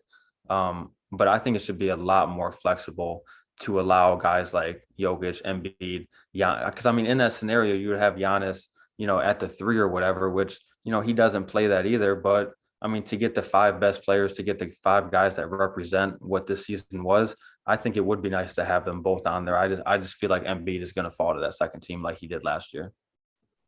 And he shouldn't, because he should be the MVP and the number 1, obviously. And Jokić should be, to me, on the second team. But again, that's just kind of my opinion. And I'm going to stick by it. But again, the most interesting thing will be who's the guards. So who will be your first, second, and third team guards? I'm kind of interested to see what you guys say, because I don't really think there's much of an argument. Obviously, for much of the season, it was kind of a group of guys. Tunde, you mentioned a lot of them. I think Chris Paul would be in that conversation as well. But with guys like Steph Curry going down, Ja Morant, I think it has to be Luka and Devin Booker. Do you guys have anybody else? I think it's tough. I think if it's me, I'm going to go Luka and Devin Booker as well. And then second team is probably going to look like, second team for me, it's probably Steph and Ja with LeBron and, a few other guys down there. LeBron's on second team. Yeah. He shouldn't even be on the team, but it's all right. Oh, I'm not No, doing he should be third team. He should be. Come on, he averaged third. I'm not doing this with you. He had a great season, and he was excellent defensively for about. You know who isn't on the list though? AD. Street clothes. Yeah, sure. Yes, Anthony Davis was spent 50 games. Street clothes. Sure, he was. Yeah, he's nowhere near it this year for sure. But I don't think LeBron's going to be able to get that. Was he a Hall of Famer again? I mean, I don't know why that question just came in my head. I'm sorry, but I mean, argue with yourself, my guy. just saying, I don't know how. I won't subject. It's one thing when we do this recorded. We can't subject the people to this live. That's just unfair. I'm just saying, I don't know how he's Hall of Famer, but you know, we're not gonna talk about that. You know, I mean, I could list out his accomplishments, but I'm gonna just let. Oh, you're gonna list out the college accomplishments to go along with it. You know, because it's a package deal in NBA. They look at your college and they look at your professional resume, like what you did. You know, you got a gold medal in Olympics. In someone case like Carmelo's, his college actually outweighs his professional. But you know, Carmelo Anthony won a scoring title in the NBA, and it's like I wouldn't take away All-Star. And also might be the greatest Olympic basketball player of all time for sure. College. What have you done in the NBA? Lots. Carmelo did a lot. Saying, what have you won? Like, what have you won? Like, what team have you carried? It seems like that's the end all be all with you. Like that, I get it. That's the most important thing, but I just feel like there's so much more to it that you just kind of like ignore. That's not the end all be all with me. Winning a championship, that enhances your legacy, sure. But that's not the end all be all. A lot of the time, it kind of makes your legacy. You just said Carmelo didn't accomplish anything. You said AD didn't. Okay, so hold on. Okay, so time out. Okay, which doesn't make sense in Anthony Davis's case because I could have sworn I watched him to win a bubble championship. Be a dog and win a championship. Win a bubble championship. Yeah, he won a bubble. Yeah, he won. I guess you were the guy that did it. All over. He won a bubble championship after the league being shut down for 75 days. But no one wanted to go to it. The league was shut down for everything. The league was shut down for everybody. They picked everything back up and they said, hey, we're going to do this in a bubble when literally no one wanted to go in a bubble. And the Lakers won a championship with an injured Miami Heat team. Congratulations. But again, I don't take anything down for everybody. Everybody had the same rest period. I don't take anything away. Also, the Lakers were a 1 seed. Before the shutdown. I don't take anything away outside of the bubble. I don't take anything away for their bubble championship. They won the championship. Congratulations, LeBron. Just try and do that. No. Right. I've said many times that no, you win a championship, it's hard to do. So I might joke about it, but I don't take away their accomplishment. So I'm going to go with. I'm going to say Booker. I want to say Luka. And second team, I'm going to go with Steph. I'm going to go with Ja. And third team, I'm going to go with Chris Paul. And Trae Young, right? I mean, I guess it has to be. That's exactly how I feel. I guess. You guys didn't think that he earned it? Who the fuck else are you going to put on there? Like, I think it would have to be like Donovan or Zach LaVine or somebody like that. I'm not going to put them on there over. Right. Yeah, like it's. Trae led the league in points and assists. Like, I think he deserves to be on at least third team. For sure. I mean, unless you want to lie to yourself and like say DeMar DeRozan is put him in a backcourt spot, which you shouldn't do. Well, he should be on these teams, though, right? Somewhere, right? Yeah, he should be on there somewhere. He just shouldn't be on there as a guard. Right. Yeah. I think he would be. I think he's probably in my third team front court. And I'm going to put LeBron and Jason Tatum. Give LeBron and Jason Tatum spots over him, and then he'd be third team. Where are you putting Jason Tatum? What team? Kevin Durant below LeBron. You said what? You have LeBron second, and KD would be third then? Yeah, KD missed like 3 months of the season with injury. So, yeah. Otherwise, KD would have been in the MVP conversation. He had he's been on the court. He's been, phenomenal. But he spent a significant chunk of the season not playing, and I heard a whole lot of woulda, shoulda, coulda. The best ability is availability. So it is what it is with that one. But yeah, I mean, I think it's tough for me with Trae Young because he very clearly is just such a phenomenal basketball player. But the team isn't better, and he has something to do with the reason why they aren't better. And I also think people don't it's this has been reported in a lot of places, and it also seems pretty clear when you watch the games. He doesn't give the ball up enough. And I know that sounds crazy to say, and his teammates don't really love playing with him. And I know it sounds crazy to say for somebody who, is a great passer and has the assist numbers that he does, but, the ball doesn't really leave his hands unless it's for an assist. And I think if he had the ball out of his hands just a little bit more, they'd be better off. I think that's where the unhappiness with the guy like Cam Reddish came up, where it's like, damn, I can't touch it at all. Like, what the fuck? But I mean, I don't really know where else that spot would go. So it's probably got to go to Trae Young. But okay, the fact that he's is what he's been on defense this year, and that they've had those issues partially because the offense has been so Trae centric is still a problem to me.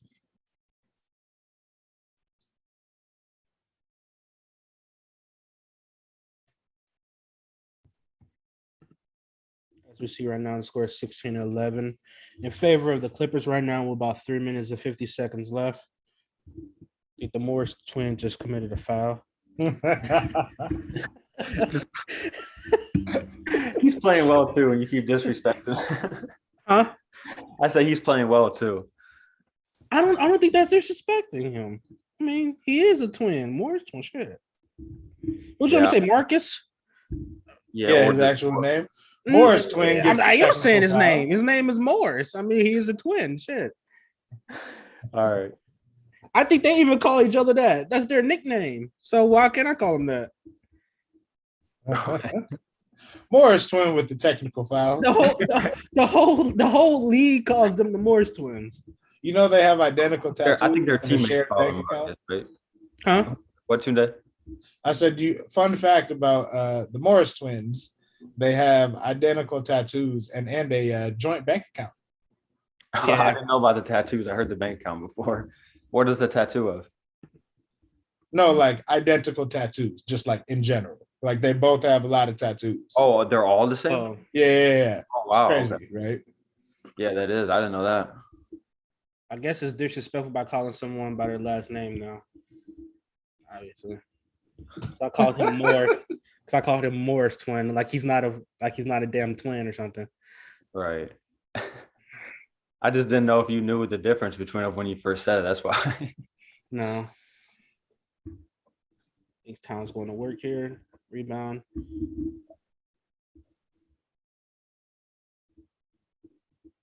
PG with the rebound. Yeah, Beasley with an open look there. I think he's going to be a guy that's key for this team. He's one of the better three-point shooters in the league. Set the franchise record this season. When he gets going, it's like 2 or 3 threes, it can really take this team to that next level. So if he got going tonight, it could possibly help them. And I don't think he's going to be key in them making a run or anything like that. But Beasley is one of those type of guys that when he gets hot, he can win a quarter or something, which would be huge in a game like this. Yeah. So we know that the playoffs begins this weekend. And there's a lot of storylines heading into, obviously the playoffs. I propose this question: Who has the most to prove? Whose legacy is on the line this season, this playoff season? I think the person probably with the most to gain would be James Harden. I think we've kind of talked about that a couple of times before. Where he really is one of those guys where he's kind of done everything but win that championship. And if he was able to do that, it could really vault him into a whole nother stratosphere. And if he wins the championship and he's a very key part in it, he has a great playoff run. It could do wonders for his resume for sure. Yeah, I mean, I think James Harden is a great answer. In the interest of not giving the same answer as you, I actually think I'll say Kyrie Irving here. I think the way that people look at Kyrie Irving with some of the off-court stuff, warranted or not, I think it's warranted. The people look at him a certain way. I think with that Brooklyn Nets team, there's kind of a prevailing notion, again, warranted or not, I think it's warranted, that they're in kind of the predicament they're in where they're going to have a harder road to a title because of him. I think the easiest way to stop people's complaining, again, warranted or not, is, play the way he played tonight. Ball out, go crazy. He's giving people 40 pieces, all through a deep playoff run, maybe on the way to a title. It'll be a footnote of the story at the end of the day. Yeah. So, in fairness of not trying to agree with Chaz on this one, because my number one was James Harden, I'm going to say, Kyrie's partner, his running mate. I'm going to say Kevin Durant has the most to lose any game from this playoff series. If he wins a chip, and obviously if they win a chip, he's going to be the driving force of the reason they win.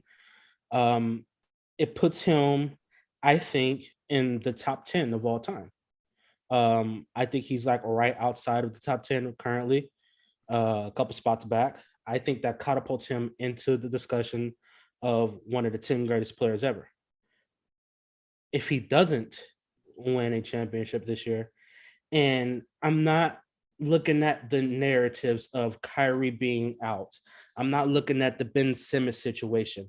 I'm saying Kyrie and Kevin Durant should be enough to at least get you to a conference championship round. I say if you fall short of that, I'm not expecting him to win a title by himself, obviously. But I'm saying if he duplicates what he did last season and he loses yet again for the sixth, seventh, eighth, at that point, it would have been 9 straight to Giannis. I just don't see how we can look at, I obviously believe Giannis is the best player in the world. I just think that people will start to question not the greatness of Kevin Durant, but his ability to win a championship without another megastar, superstar right next to him. And I'm not saying he has to do it on his own. I'm not saying he has to, go out there and put on a Herculean effort of dropping 50, 60 points en route to winning a championship. I'm saying people will bring up, I guarantee you, that if Steph Curry wins a championship this year and Kevin Durant doesn't sniff a conference appearance in the East, there will be discussions about who needed who. And that's going to be huge when it comes to Kevin Durant's legacy, because no matter what you want to say about his run in Golden State, no matter what you want to say about the back-to-back MVPs that he got, on that team, people are going to start to question, can you win without Steph Curry? Because you haven't yet. And you left that guy to join forces with Kyrie Irving in hopes to winning a championship from Golden State, because you wanted to establish your team. You wanted to establish your own culture. You wanted to establish that this is my franchise. And none of those was the case when you were in Golden State. So I'm going to a new scenery where I'm building practically from the foundation. And I'm going to put this city on my back, and I'm going to carry us to a conference appearance, perhaps down the line, an NBA championship or whatever the case may be. Again, I'm not expecting him to win a title this year. I don't think it impacts his legacy that much if he doesn't win it this year. But I feel like he has so much to gain if he does. And then if he doesn't get to a conference appearance, people will start to question, we're not going to question his ability as a basketball player. We're going to start to question, can he win the big one without Steph Curry? I mean, people already question it. I know I do. People are going to start to question, this man needed him to win a championship. And we could say that Steph Curry and the crew drove all the way up to the Hamptons, and they drove all the way to recruit Kevin Durant to come join forces with them to dethrone LeBron James, because people felt like they couldn't do it again. We're going to say the same thing, that Kevin Durant couldn't get to that point, couldn't win a championship, couldn't even sniff a conference finals berth without Steph Curry. And that's not going to be good for that man's legacy. I mean, he made the conference finals multiple times in Oklahoma City, right? I mean, that's fair, but that was like the NBA is an update your resume type of league. Like, I get what you did 15, 10, 8, 9, whatever the case may be years ago. I get that. You made the NBA finals, against LeBron James, and I don't hold the loss against you. I don't hold that all three of y'all were puppies. You guys were just coming into your own. You were young, and you guys were there. I don't hold that finals loss against him. Just like I don't hold LeBron losing to the Spurs getting swept against him.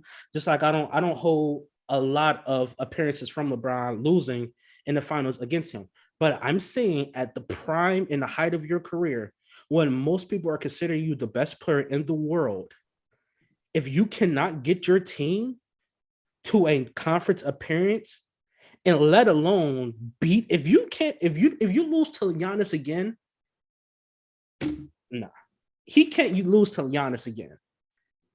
I'm telling you, Kevin Durant cannot lose to Giannis again. If he lose to Giannis, no, he can't lose to Giannis, man. So it's a lot for Kevin Durant to gain and lose. And again, I don't expect, even though Vegas has them second best to win it, I don't expect them to win a championship. And that they can't lose to Giannis. Look at that. He can't lose to Giannis, man. Not again. I mean, you mean like that it would have a negative impact on his legacy if he lost? Yes, he cannot lose to Giannis. I don't know that it would do that. Like, obviously, him not winning a championship, he wouldn't be able to. Well, what would it do? You think it would knock him down a few spots? No, I think people will start to legitimately. Again, we're not going to question Kevin Durant's greatness. I agree with you on that, because there will be people saying we're going to start questioning, can this man lead us to a championship? The answer is yes. Okay. But what I'm saying is, I agree with you. People will question that. Can you do it without Steph? That's the thing. Like, you can say this man can lead you to a championship, but you haven't done it yet without the greatest shooter to ever live, without one of the best point guards ever, without a top 75, top 10, no matter where you want to put him. Like, you had the ultimate sidekick. You had the ultimate 1-2 punch. No matter who you thought was the best player, Steph Curry, Kevin, I don't care how you want to put it, but you had that as your teammate. I don't know. I don't look at it. I don't look at it like those. I feel like those are the same type of people that were saying in 2008, Kobe needs to win another one. When it's like, I think Kobe is already pretty established. I think he did. That's why this is coming from the biggest Kobe fan. This is coming from the biggest. You look at it different ways. I mean, obviously, for him to go from, for let's say KD went the same type of path that Kobe did. He's a fringe top 10 player of all time, and then he wins more without the guy that he did it with. I think that would obviously move him up, but I don't think Kobe really needed it. It enhanced Kobe's legacy. Yeah, it enhanced, but if he didn't win it, but if he didn't win it, would it have hurt it? No, but I'm saying Kobe was on the fringe of being a top 10, but he wasn't in the conversations with the Magic, with the Bird, with the Shaq. Exactly. He was in a conversation with the Duncan and the people that's on the fringe of the top. He's in a very similar spot that KD is. No, but I'm saying, but winning those 2 chips launched him into the conversation. Exactly, but as one of the greatest players ever. But you didn't only say a win would enhance it. You also said a loss to Giannis would hurt KD. Yeah, that's where I'm disagreeing. Yeah, I'm saying you cannot lose to this man who people consider the best player in the world, who's better than you. You cannot lose to this man again. Why not? He's just a good player. You've lost to him so many times. The defending champion, though. No, man, you've lost to this man so many times already. Like that's only gonna matter. I feel like if Giannis starts to get. But if you're the guy, push come to shove, you're the guy, and you guys have the 2 best players on the court. If people saying Kevin Durant's the best player on the court, fine. But obviously, after Giannis, it's going to be Kyrie. And I'm saying if you have 2 of the 3 best players on the court, and you're the best player in the world, no, you have. The Bucks are the defending champion. They have a better roster. Giannis. Respectfully, I don't want to hear nothing about no roster. With all due respect, man. Go ahead. That guy, like Kevin Durant, he has to beat Giannis.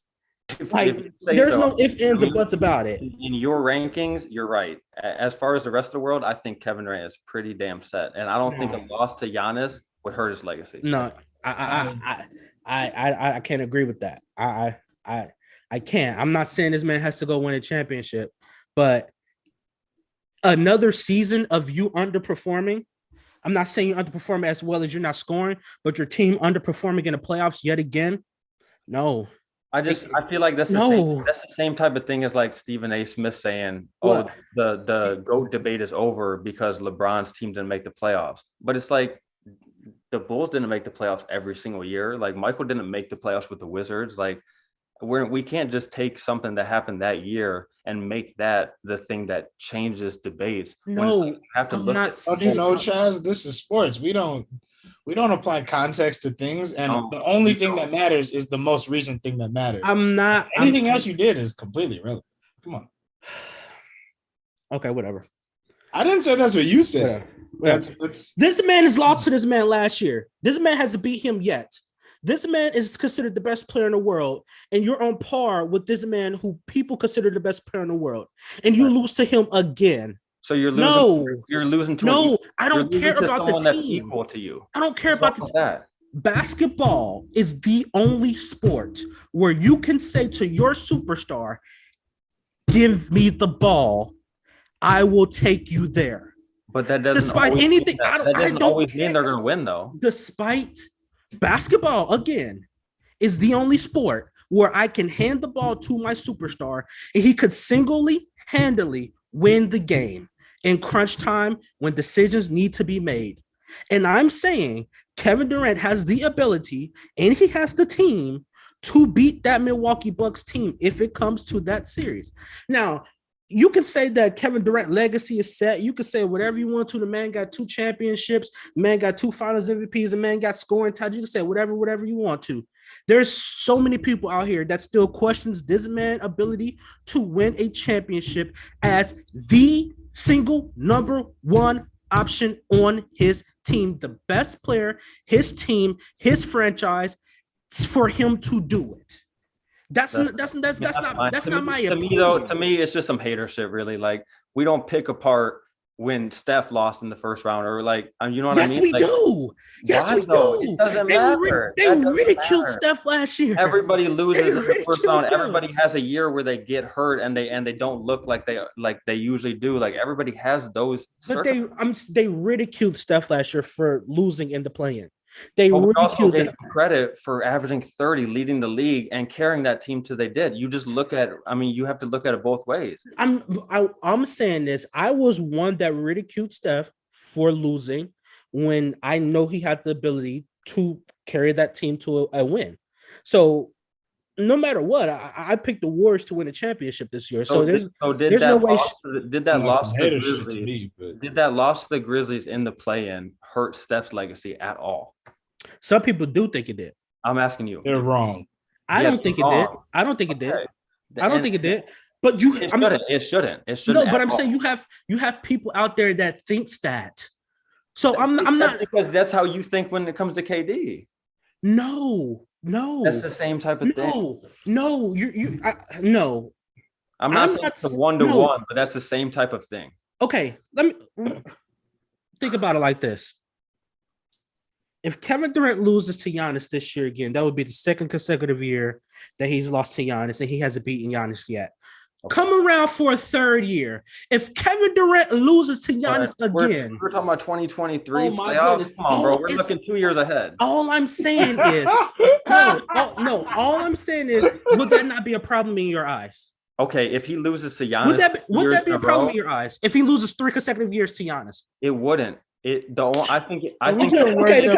conversation is done. The conversation is done. The conversation is done. If he loses 3 consecutive years to this man, and he's supposed to be the best player in the world, and you lose 3 consecutive years to this man, you haven't beaten him. Like I said earlier, I think that would only matter if Giannis got into the same conversation as KD. Let's say they're both top 15 players of all time. But they're both jockeying for the number 1 in the world right now. We getting hyped up on hypotheticals. It might be time to go do something else with our nights, man. I agree. It's not even hypotheticals. The hypothetical to the hypothetical. It's not even a hypothetical because it's right now. He's lost 2. He's lost last year. He's probably going to lose again. But he might not play. They might not even play the Bucks. They might not even play. That's fair. And you're talking about 2023, and they might. That's fair, man. That's fair. I don't. What'd you say, Tunde? I said the 2022 playoffs haven't even happened yet. We getting mad about shit that could possibly maybe happen in 2023. I just don't like to hurt. So now we've never seen if we've never had the conversation as if he did that. So we've never had that conversation before, but now we're all of a sudden glancing into the future, looking into the playoffs like we never had that conversation before. Well, okay. I'm fine with you saying. I'm fine with you saying what. We glanced at everything. Who's going to win MVP? Oh, you said what if he loses to Giannis this year? I get that, but you said what if he loses 3 years in a row? They haven't even played this year. What are you talking about? I'm literally proposing. You've said that Kevin Durant legacy is cemented, and all of them I'm saying is if he lost already, he loses again. Okay, if you're saying that this man's legacy is cemented and he's lost 3 consecutive years to this man, that doesn't mean anything. I'm saying it won't. I'm saying let's say okay. It doesn't mean anything. Where do you have KD? You said just outside of the top 10, right? Yeah. So let's say you got KD at 12. They lose to the Bucks this year and next year. 3 years in a row, lose to. He doesn't move. He doesn't move. That's what I'm saying. He doesn't drop off the list. He only can move up. That's exactly what I mean. It does not hurt your legacy. You can only enhance it, I feel like. No, unless you do something to really fuck it up, make your team not win, or you do something. I think the problem is that you're looking at ways that he can move forward, and you're not looking at ways that people can surpass him. That's because I'm saying the only person in this conversation that would even matter is Giannis passing him. If Giannis got in that conversation and then you say to me, well, he beat KD 3 years in a row, how would he not be ahead of KD? I get that argument. I would totally understand that, and I would probably give it to Giannis. But we're not there yet. Right now, we're at KD is 11 or 12, and Giannis is... All I'm saying is you said if this man... You basically said there's no pressure on Kevin Durant. I get it. I mean, I get it. I think there's pressure on Kevin Durant, and I think he does need to prove that he can win somewhere else than Golden State. I don't necessarily think that means he has to win a championship at some point. Like, he's already cemented. So what is winning then, Chaz? What is winning then? If he has to win, what is he winning? I think if he just has Brooklyn, games in every single year, it's not going to hurt his legacy. So you said winning. I mean, winning games. Winning what?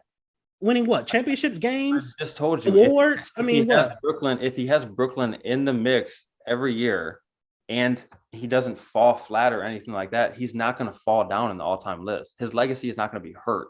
So if Kevin Durant never wins another championship, we will never question his ability to win one without Steph. Is right? I'm not. You can. Okay. I'm okay. I'm with Chaz on this one. Next question. Next question. What next question? We have Finals MVP. We have MVP picks. No, we did that. I'm sorry. We have Finals picks. Somebody, what is this? Yeah, we have finals picks. All right, go ahead. Whoever wants to lead us off. Go ahead, Tunde. All right. Well, in the Eastern Conference, I'm gonna have the Boston Celtics advancing, and in the Western Conference. Oh man! So in the Western Conference, we're gonna do a little. This is gonna be like a geometry proof. If Luka Dončić is healthy, I'll go off the cuff and I'll say that with Mavericks make the finals. Just pick a team. Luka Dončić is unhealthy, I will go with the Phoenix Suns. So you're going with the Phoenix Suns? Yes. Okay. I mean, just pick a team. I mean, you would actually pick the Mavericks to come out of the West if Luka was 100%. I really like where that team is at. I think they've got a lot of things operating in their favor, and I think he's absolutely good enough to carry them to that point. So yeah. Yeah, I got you. I'm not mad at it. I don't really want to go with just the Bucks Suns, which is where I kind of feel like it's been heading for a while now. Obviously we saw that last year. I would like for at least one of them not to make it, just so we get to see something new. But I will say right now that's where I'm leaning. And if I had to go with somebody else, as crazy it might sound, I think I would probably go Phoenix versus Philadelphia. Okay. I'm going to pick these same two teams that I've picked the entire season. I'm not going to waver it. I think it's going to be a Warriors versus Bucks series. And I think the Warriors capture a championship this year. With Steph Curry performing, getting his first nod for a Finals MVP. I'm expecting Giannis to put on a show, but I think when it comes down to it, I just think that the firepower that the Warriors possess on the offensive end, especially with their three-headed point guard trio, no matter how they play that trio, I think it's a very potent offense. And me and Chas were talking about it off air a couple of days ago, how I don't think no one in the NBA has that much firepower. They don't have the ability to score the way that those three can score in bunches. I don't think Kevin Durant or Kyrie as a tandem has that ability to score the way that Klay, Steph, and Poole can. So with that being said, I'm going to go with the Warriors and the Bucks to meet in the finals, and then I'm going to go with the Warriors to win it. I'm going to pick the Celtics to win it. Didn't you just say the Bucks or something? I said the Celtics out of the East. Yeah, he said Celtics Suns. Celtics Suns. Okay. As gung ho I've been about how good I think that team is, come on now. Yeah, I'm gonna go with the Celtics to come out of the East, and I'm gonna go with the Celtics to win a title. I think in 3 months we'll be having different conversations about Jason Tatum. Yeah, I think that would definitely start to put him in that upper echelon that he's kind of been flirting with these last couple of years. What do you mean upper echelon? I think he's a superstar. I think he's a superstar, and I think he's not far from being a top 10 player in the league. Oh, okay. Yeah. I was going to say something crazy like top 5 or something. No, I think Tatum could possibly get there though. I don't think it's crazy to think he'd get there either. But we're looking into the future again, right, guys? I think we're looking into the future right now. We're looking into like 2027 now. We're looking in the future right now. We can't look into the future, right? God forbid we try to pick out a year out. What's going on? Oh, you are hilarious. I love hypotheticals, bro, but it was just weird how you went to the third one when we're not even to 2 yet. That was where I was like. You sounded like people talking about like Will Smith slapping Chris Rock at the Oscars. Like, well, what if he had slapped Chris Rock and then Chris Rock slipped on a towel, and then because Chris Rock slipped on a towel, he hit his head, and then because he hit his head, he started bleeding, and because he started bleeding, he died. Then would it have been funny? And it's like, bro, what the fuck are you talking about? No, I'm just previewing what will happen this year, and then probably previewing what happened next year. So it's not really. I mean, you might be right, but they also might not play. Like that. That's why I'm just like. I mean, that's fair. Yeah. I mean, that's fair. And, Kevin Yeah. Durant might get knocked out by somebody else. I mean, who knows? That's what I mean. Yeah, he might get knocked Yeah. out by the Celtics, I mean- and they don't even think about the Bucks. Yeah, I mean, exactly. I mean, that's fair. But I guess we still can't look into the future though. So I guess we can't do that a lot because obviously Right. it's wrong to do that. And you can't look out 2 years out, based on Chas and Tunde's logic. Nobody can say we can't have fun here at Spoken Truth. Oh, we have so much fun. Oh, man. We get into a lot. And it gets heated a lot. If it doesn't get heated, are you really enjoying the basketball discussion?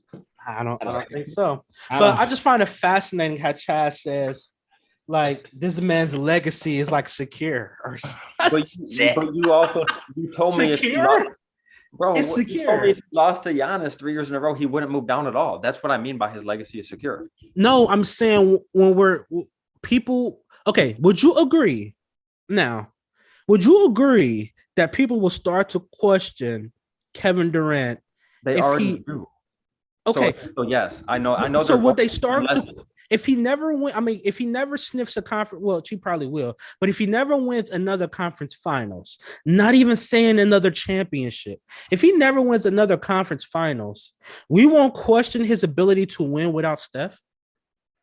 I think a lot of people would. I think You with want to that- question his ability to win without Steph?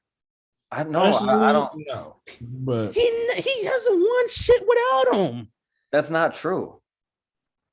Yeah, he did go to a finals like a couple years ago. I mean, it was over a decade ago, actually.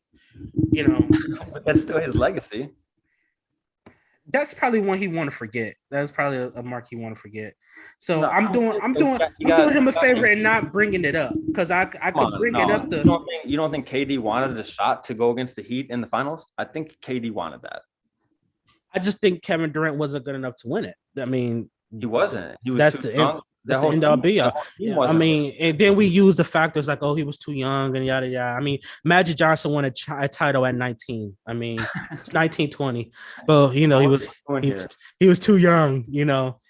If you're great, you're great. If you're good, you're good. If you're ready, you're ready. You're gonna win a title. I can't do it with like the blank statements and like the lack of context. Obviously, a 19-year-old Magic Johnson was ready to win a championship. A 21-year-old Kevin Durant wasn't. People mature differently. Like, I feel like you just ignore the context. Sometimes, not all the time. I feel like every single legacy is different because they're different people. Like, No, that's fair, but I just don't agree with you saying that his legacy is not. I'm not saying it's on the line, but saying it cannot be affected by not winning another. But you said he wouldn't move down at all if he didn't, right? That's all I mean by it. That's all I mean by secure. That's what I mean by secure. There's no way he's going to move down at this point. I mean, if I have him 13, I mean, I'm not going to say he's going to move up either. So yeah, that's what I'm saying. A championship is probably the only way he can move up is probably to win a championship. So in your eyes, if he wins 2 more titles, can he move up? Oh yeah. Oh, but that's the same thing I said about Kobe, bro. That's the same thing. Kobe, obviously, he went to another level. Will his legacy be affected if he wins more championships? It will be affected. That's what I'm saying. People can go up. Why would we move Kevin Durant? But it can't be negative. It can't be negative affected if he didn't win anymore. It can't. I'm not saying like I'm not understanding like you're playing one side of the ball. You're saying he can't lose. That's what you're basically saying. You're saying he can't lose. I'm saying once you move somebody like, okay, so I have Kevin Durant. I moved him above of guys like Dirk, of guys like Kevin Garnett. Why would him losing to Giannis put them under those guys? No, I'm not saying that. I'm saying is that you're only saying he can win. That's you're only saying that his legacy could be impacted positively. That's what I'm saying. Yes, you're saying that he has. You're saying there's nothing Kevin Durant can do to negatively impact his legacy. I wouldn't say nothing. I would say. So what do you mean? If he's not winning his conference championships, and I'm not even saying he has to win the finals for crying out loud. I'm saying if he's not even making it to, if he's not winning conference championships, and this same guy keeps booting him out every single year, if that was the case, what does that do? I don't think it does much to his legacy. Fuck. And you told me that you didn't think it did either. What the hell? You said he wouldn't move down at all. Hey, I can't. All right, You bro. said this guy can only be positively affected, but if he loses to the same guy over and over and over again, he doesn't beat this guy. That doesn't negatively impact his leg. I don't. Okay. Well, okay, I feel like we're just going in circles because, like I said, yeah, it would affect it if him and Giannis were the two guys you're talking about. If you're just talking about, does it put him further down on the all-time ranking list? I don't know where you got the all-time list criteria from. Like I don't know how that even came into play. The all-time thing. I don't even know how that came into effect. I was saying Kevin Durant will be negatively impacted. That's what if he couldn't get. No, I'm not even saying. I'm not even thinking about the top 10, top 12. No, I know. You said players ever. You said his legacy would be impacted because we would question if he could win. I said people will look at him differently. And they would. You're trying to tell me they won't look at him. They won't look at him differently. I wouldn't. I don't play that type of shit. I wouldn't look at him differently. I guess that's where we part ways there because you want to look at him negatively if he doesn't sniff another conference finals and wins one. And I just don't know how you. I don't know how you come up with the logic of I don't impact him negatively if he doesn't. Do I have to explain it again? I gotta explain it again. No, I'm just saying I don't even know how you can pick. I don't know how you pick one. Look for an apple and get an orange out of the bunch. I don't know how you do that. Dog, I'm not the one that's talking. Somebody else. I topped out of this shit a long time ago. So. That's what I'm saying, bro. If you listen to what I'm saying, I feel like you would get you might not agree, but you would get my perspective. I feel like. I'm all ears. Oh, I gotta explain it again. Because I'm not understanding where the hell you're coming from. What part aren't you understanding? His legacy is secure, so I think it could only be enhanced. How? Because he's done so much to where I think he's already surpassed those guys. What are you talking about? What are you talking about the guys for? Other guys for? You're talking about secure. Legacy. You're talking about a secure in a ranking. I'm talking about secure in his legacy. In his legacy, he's already looked at as one of the best players of all time. If he loses to the Bucks 5 years in a row, who cares? I don't care. So if he loses, I just don't. I don't like I said a million times.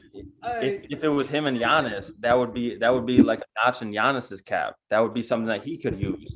Yeah. But how is that going to hurt KD? I just don't get it. Everybody has lost. Everybody has missed the playoffs. Everybody has been eliminated in the first round. Everybody has had a season that was disappointing. Everybody had a season that was injury riddled. Like, I mean, everybody has those seasons. We don't go back and pick apart everybody's season. Like, I just don't get that. I mean, I don't know. I think we just disagree, but we just have a different way of looking at things for sure. Oh yeah, totally. Yeah, totally. Yeah, you said if this man losing 5 consecutive times, it doesn't. Okay. It's 5 now? Goddamn. That's what Chaz just said. God is beating the shit out of him. Chaz said if he loses this man 5 consecutive years, that don't mean nothing for his I don't think shout out to Giannis if he get him 5 straight You can't make this stuff up. He's not affected any type of negative way if he loses this man 5 consecutive years. So did you impact LeBron's legacy this year? Damn. Did you knock LeBron down a little bit this year? Did you knock Steph down a little bit last year? Did you knock James Harden down a little bit this year? I don't know where you're knocking people down from. Are you questioning their legacy though because of what they did? Are you questioning Steph's legacy? I don't know. Okay, first, I don't know where you're getting the top 12 players. I don't know where you're getting the list from because I've never said anything about the list. You told me he was just outside of your top 10, bro. Yeah, because that's only because you specified. That's only because you specified that you said that I had him like 12, 10 somewhere on my list. But I never brought. This will say. He gets to move in this, and this. No, you did say that. You said if KD won a championship, it would move him into the top 10. You said that, and that's true. I just don't think a loss would make him go the other way. That's all I'm saying. And I think some people would agree with me. And I'm not saying a loss would either. I didn't say a loss will move him. I'm not saying a loss wouldn't move him from where I have him already. I'm saying he can gain. I'm saying he could gain interest into the top 10. But let's not only say that he can only get something positive away from losing. Like if he loses, that's definitely gonna have a negative impact on his legacy. I'm not saying he's moving. I'm not saying he's moving from the 12th spot, the 13th spot where I have him. I'm saying people will legit. I think you're getting mixed up where I'm saying that he's going to move the spectrum of moving back. I never said Kevin Durant was going to move back from where I have him listed. Right. I said people will start to question his legacy, right? So I said people will start to question his ability to win without Steph Curry. And I'm saying I wouldn't do that. That's my point. I didn't say anything about Kevin Durant moving back to 15, 12. I didn't say anything about that shit. I said Kevin Durant can move. That's how I know. I brought up the ranking because that's how we talk legacy. That's how we rank guys like that. I mean, you said they would question his legacy. They would question his leadership. I disagree. And I just don't know. I guess we understand that that's where we part ways because I authentically believe that they will start to. People already do that, but people will start to dig into that more. That his inability to win without Steph Curry, and that's literally a fact. Like you literally, that's literally you won your championship with Steph Curry, and you never win one again or sniff a finals appearance again without him. People will start to question you, like if they not already. So if Steph never makes it back to the finals, you're questioning his legacy? Because I'm not. I don't. Steph has one already. He has one already. Okay. He got one in 2015. Has one already. If that's how you want to look at it, that's fine. He has a championship already before Kevin Durant ever stepped foot in Golden State. Yeah, I know. That right there made Steph Curry. That right there made Steph Curry one of not obviously he has ways to go to be in the top 10, but that already kind of made Steph Curry. And Kevin Durant going to Golden State made Kevin Durant one of the best players in the world. But also, he was already that before that. Come on, he won an MVP before Steph even won that championship. He was one of the best. He wasn't the best player in the world. LeBron James was. I didn't say he was. You said he was. You said he wasn't that until he got to Golden State. He was already one of the best players in the league. But people didn't start. But people did not start calling him the best player in the world till he won championships. Let's not confuse that. People did not start looking at Kevin Durant as the number one option, the guy in the league, until you start winning championships. And people still questioned if he was the best player in the world. Kevin Durant has never been the best player in the world since he's ever dribbled the basketball. Like we can have this conversation all day. It went from LeBron sprinkled in Steph for like 2 years, and then with this right the honest. It was never Steph, but just to be clear. Yeah, I feel like if you sprinkle on Steph, then you can sprinkle on KD at some point too. It was LeBron. I definitively it was LeBron the whole time. 13 or 14 years. Yeah. See, I don't agree. I think unanimous MVP was the greatest regular season we ever seen. Who's? I think unanimous MVP was the greatest regular season we ever seen. That's fine. No one ever did that. And he was unanimously the best player in the world that year. What happened later? In my opinion. What happened later in the year? That's fine, but he was the best player regular season in the world. He was okay. At no point. So can we had a more complete skill set. Stop with the narrative. Can we stop with the narrative that the best player in the world is? It seems like it's a regular season thing, and that potentially changes in the playoffs. Can we stop acting like that's not a thing? That's not how. At what point in Steph Curry's career has he ever had a more complete skill set than LeBron James? What are we? I'm not saying that. Then what are we? I'm not saying skill. I'm not saying complete skill. LeBron has a better complete skill set than Jordan. He's not the GOAT. He's not the best. He's not better than Jordan. That's where we disagree, but yes. Fine. Fine. We can disagree with that. But what I'm saying is that doesn't make you the best player. But people still have Jordan as number one, even though LeBron has a better skill set than Jordan. Just like I said, like LeBron has a better skill set than Curry. He wasn't better than Curry when he won unanimous MVP. He didn't have a better season, but I mean, I think it's hard to argue. He was the best player in the world when Curry won unanimous MVP. I think it's very hard to make this argument when they got matched up in the highest leverage in the most high leverage playoff series you can get, and LeBron wasn't just the best player on the court. LeBron led the series in literally every major. But that's what a narrative. For the first time in NBA history, that's not narratives. That's just what happened. That definitely is because it definitely is because then the narrative changed that all along he wasn't the best player because LeBron proved it in the playoffs.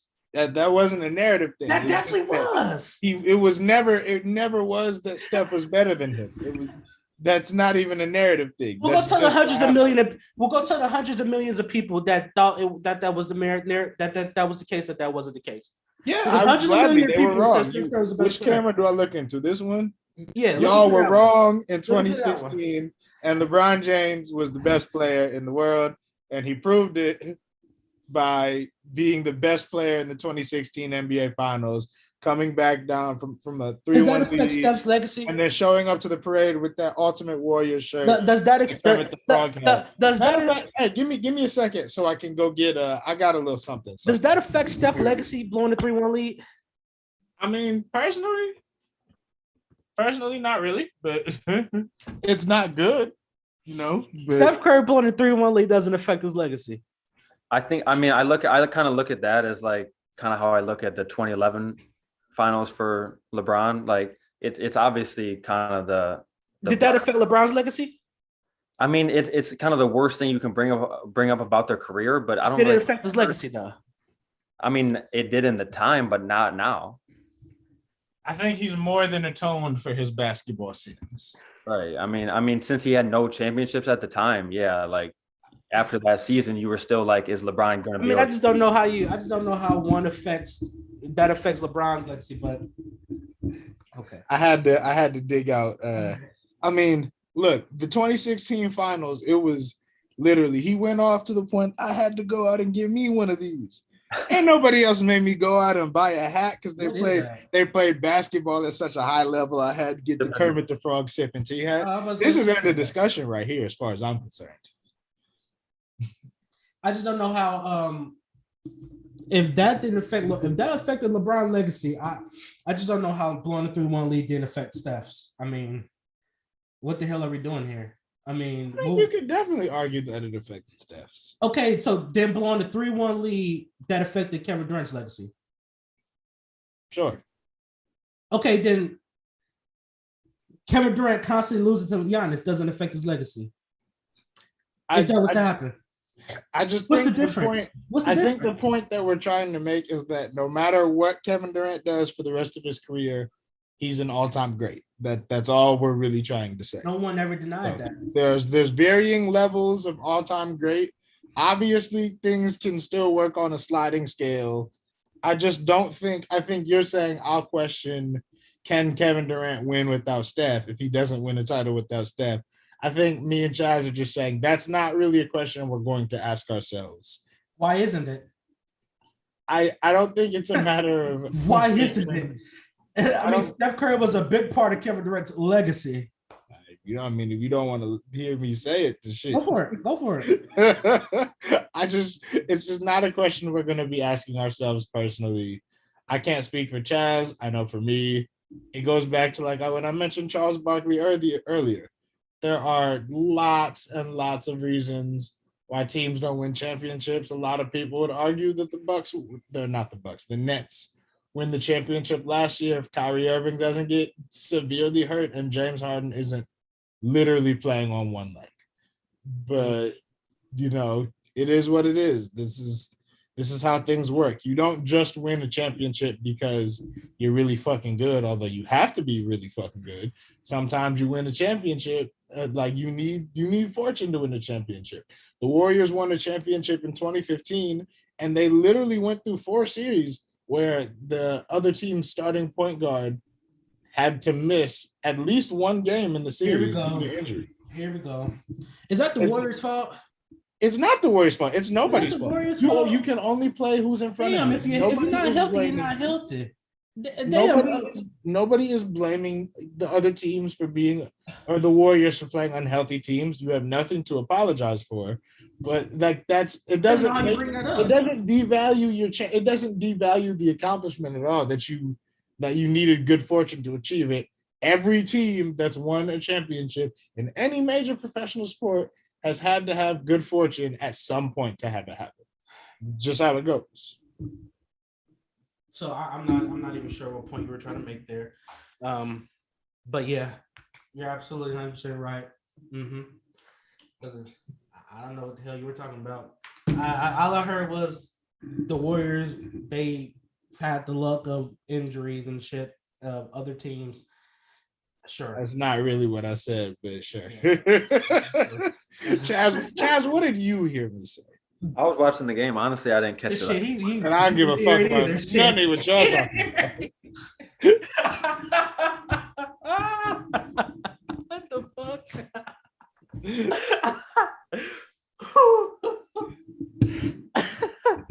My fault. I would be listening to Tunde, but I was looking at the stat sheet. Chaz said, I don't give a fuck about none of that. It's Patrick Beverley season. What the hell are you doing? I don't know. What are you talking about, man? All right, Chaz, what's going on right here in this game right here? Patrick Beverley season. What's going on in this game right here, Chaz? Yeah, I'm just surprised. I mean, we talked about how Ty Lue was defending Cat, and he's done a great job. He has 2 points on 0 of 7 from the field, 0 for 2 from 3. So they've done a great job. But the fact that Minnesota is still right in this game with their best player having 0 points, I mean, or I'm sorry, having 2. Oh, Cap has 0? He has 2 points, both free throws. He's 0 for 7 from the field. He also has 4 fouls. Yeah, I think oh, go ahead. I think this is one of those things where you watch Ivica Zubac, you know, if you go back and look at the bubble, he couldn't guard Nikola Jokić. You see how it goes with some of the elite bigs. I think Zubac is a solid center, but you see how it goes with some of the elite bigs. And he was probably like, we will not be going with single coverage tonight. And we're actually not going to have you be his primary defender. Yeah. Every time he touches the ball, we're going to use you, since you're a bigger body, as you know, the help guy. We're going to use the help guy. We're going to use you to double him. We'll rotate around that, especially because he's getting the ball on the wing primarily and not in the middle of the floor. And it's easier to double somebody if they're on one side of the floor, because then you can make the pass that you leave open, the one that's all the way on the other side of the floor, and then, you know, you can just rotate to that, take that pass in the air, you know, as you would say, and you know, play defense out of that.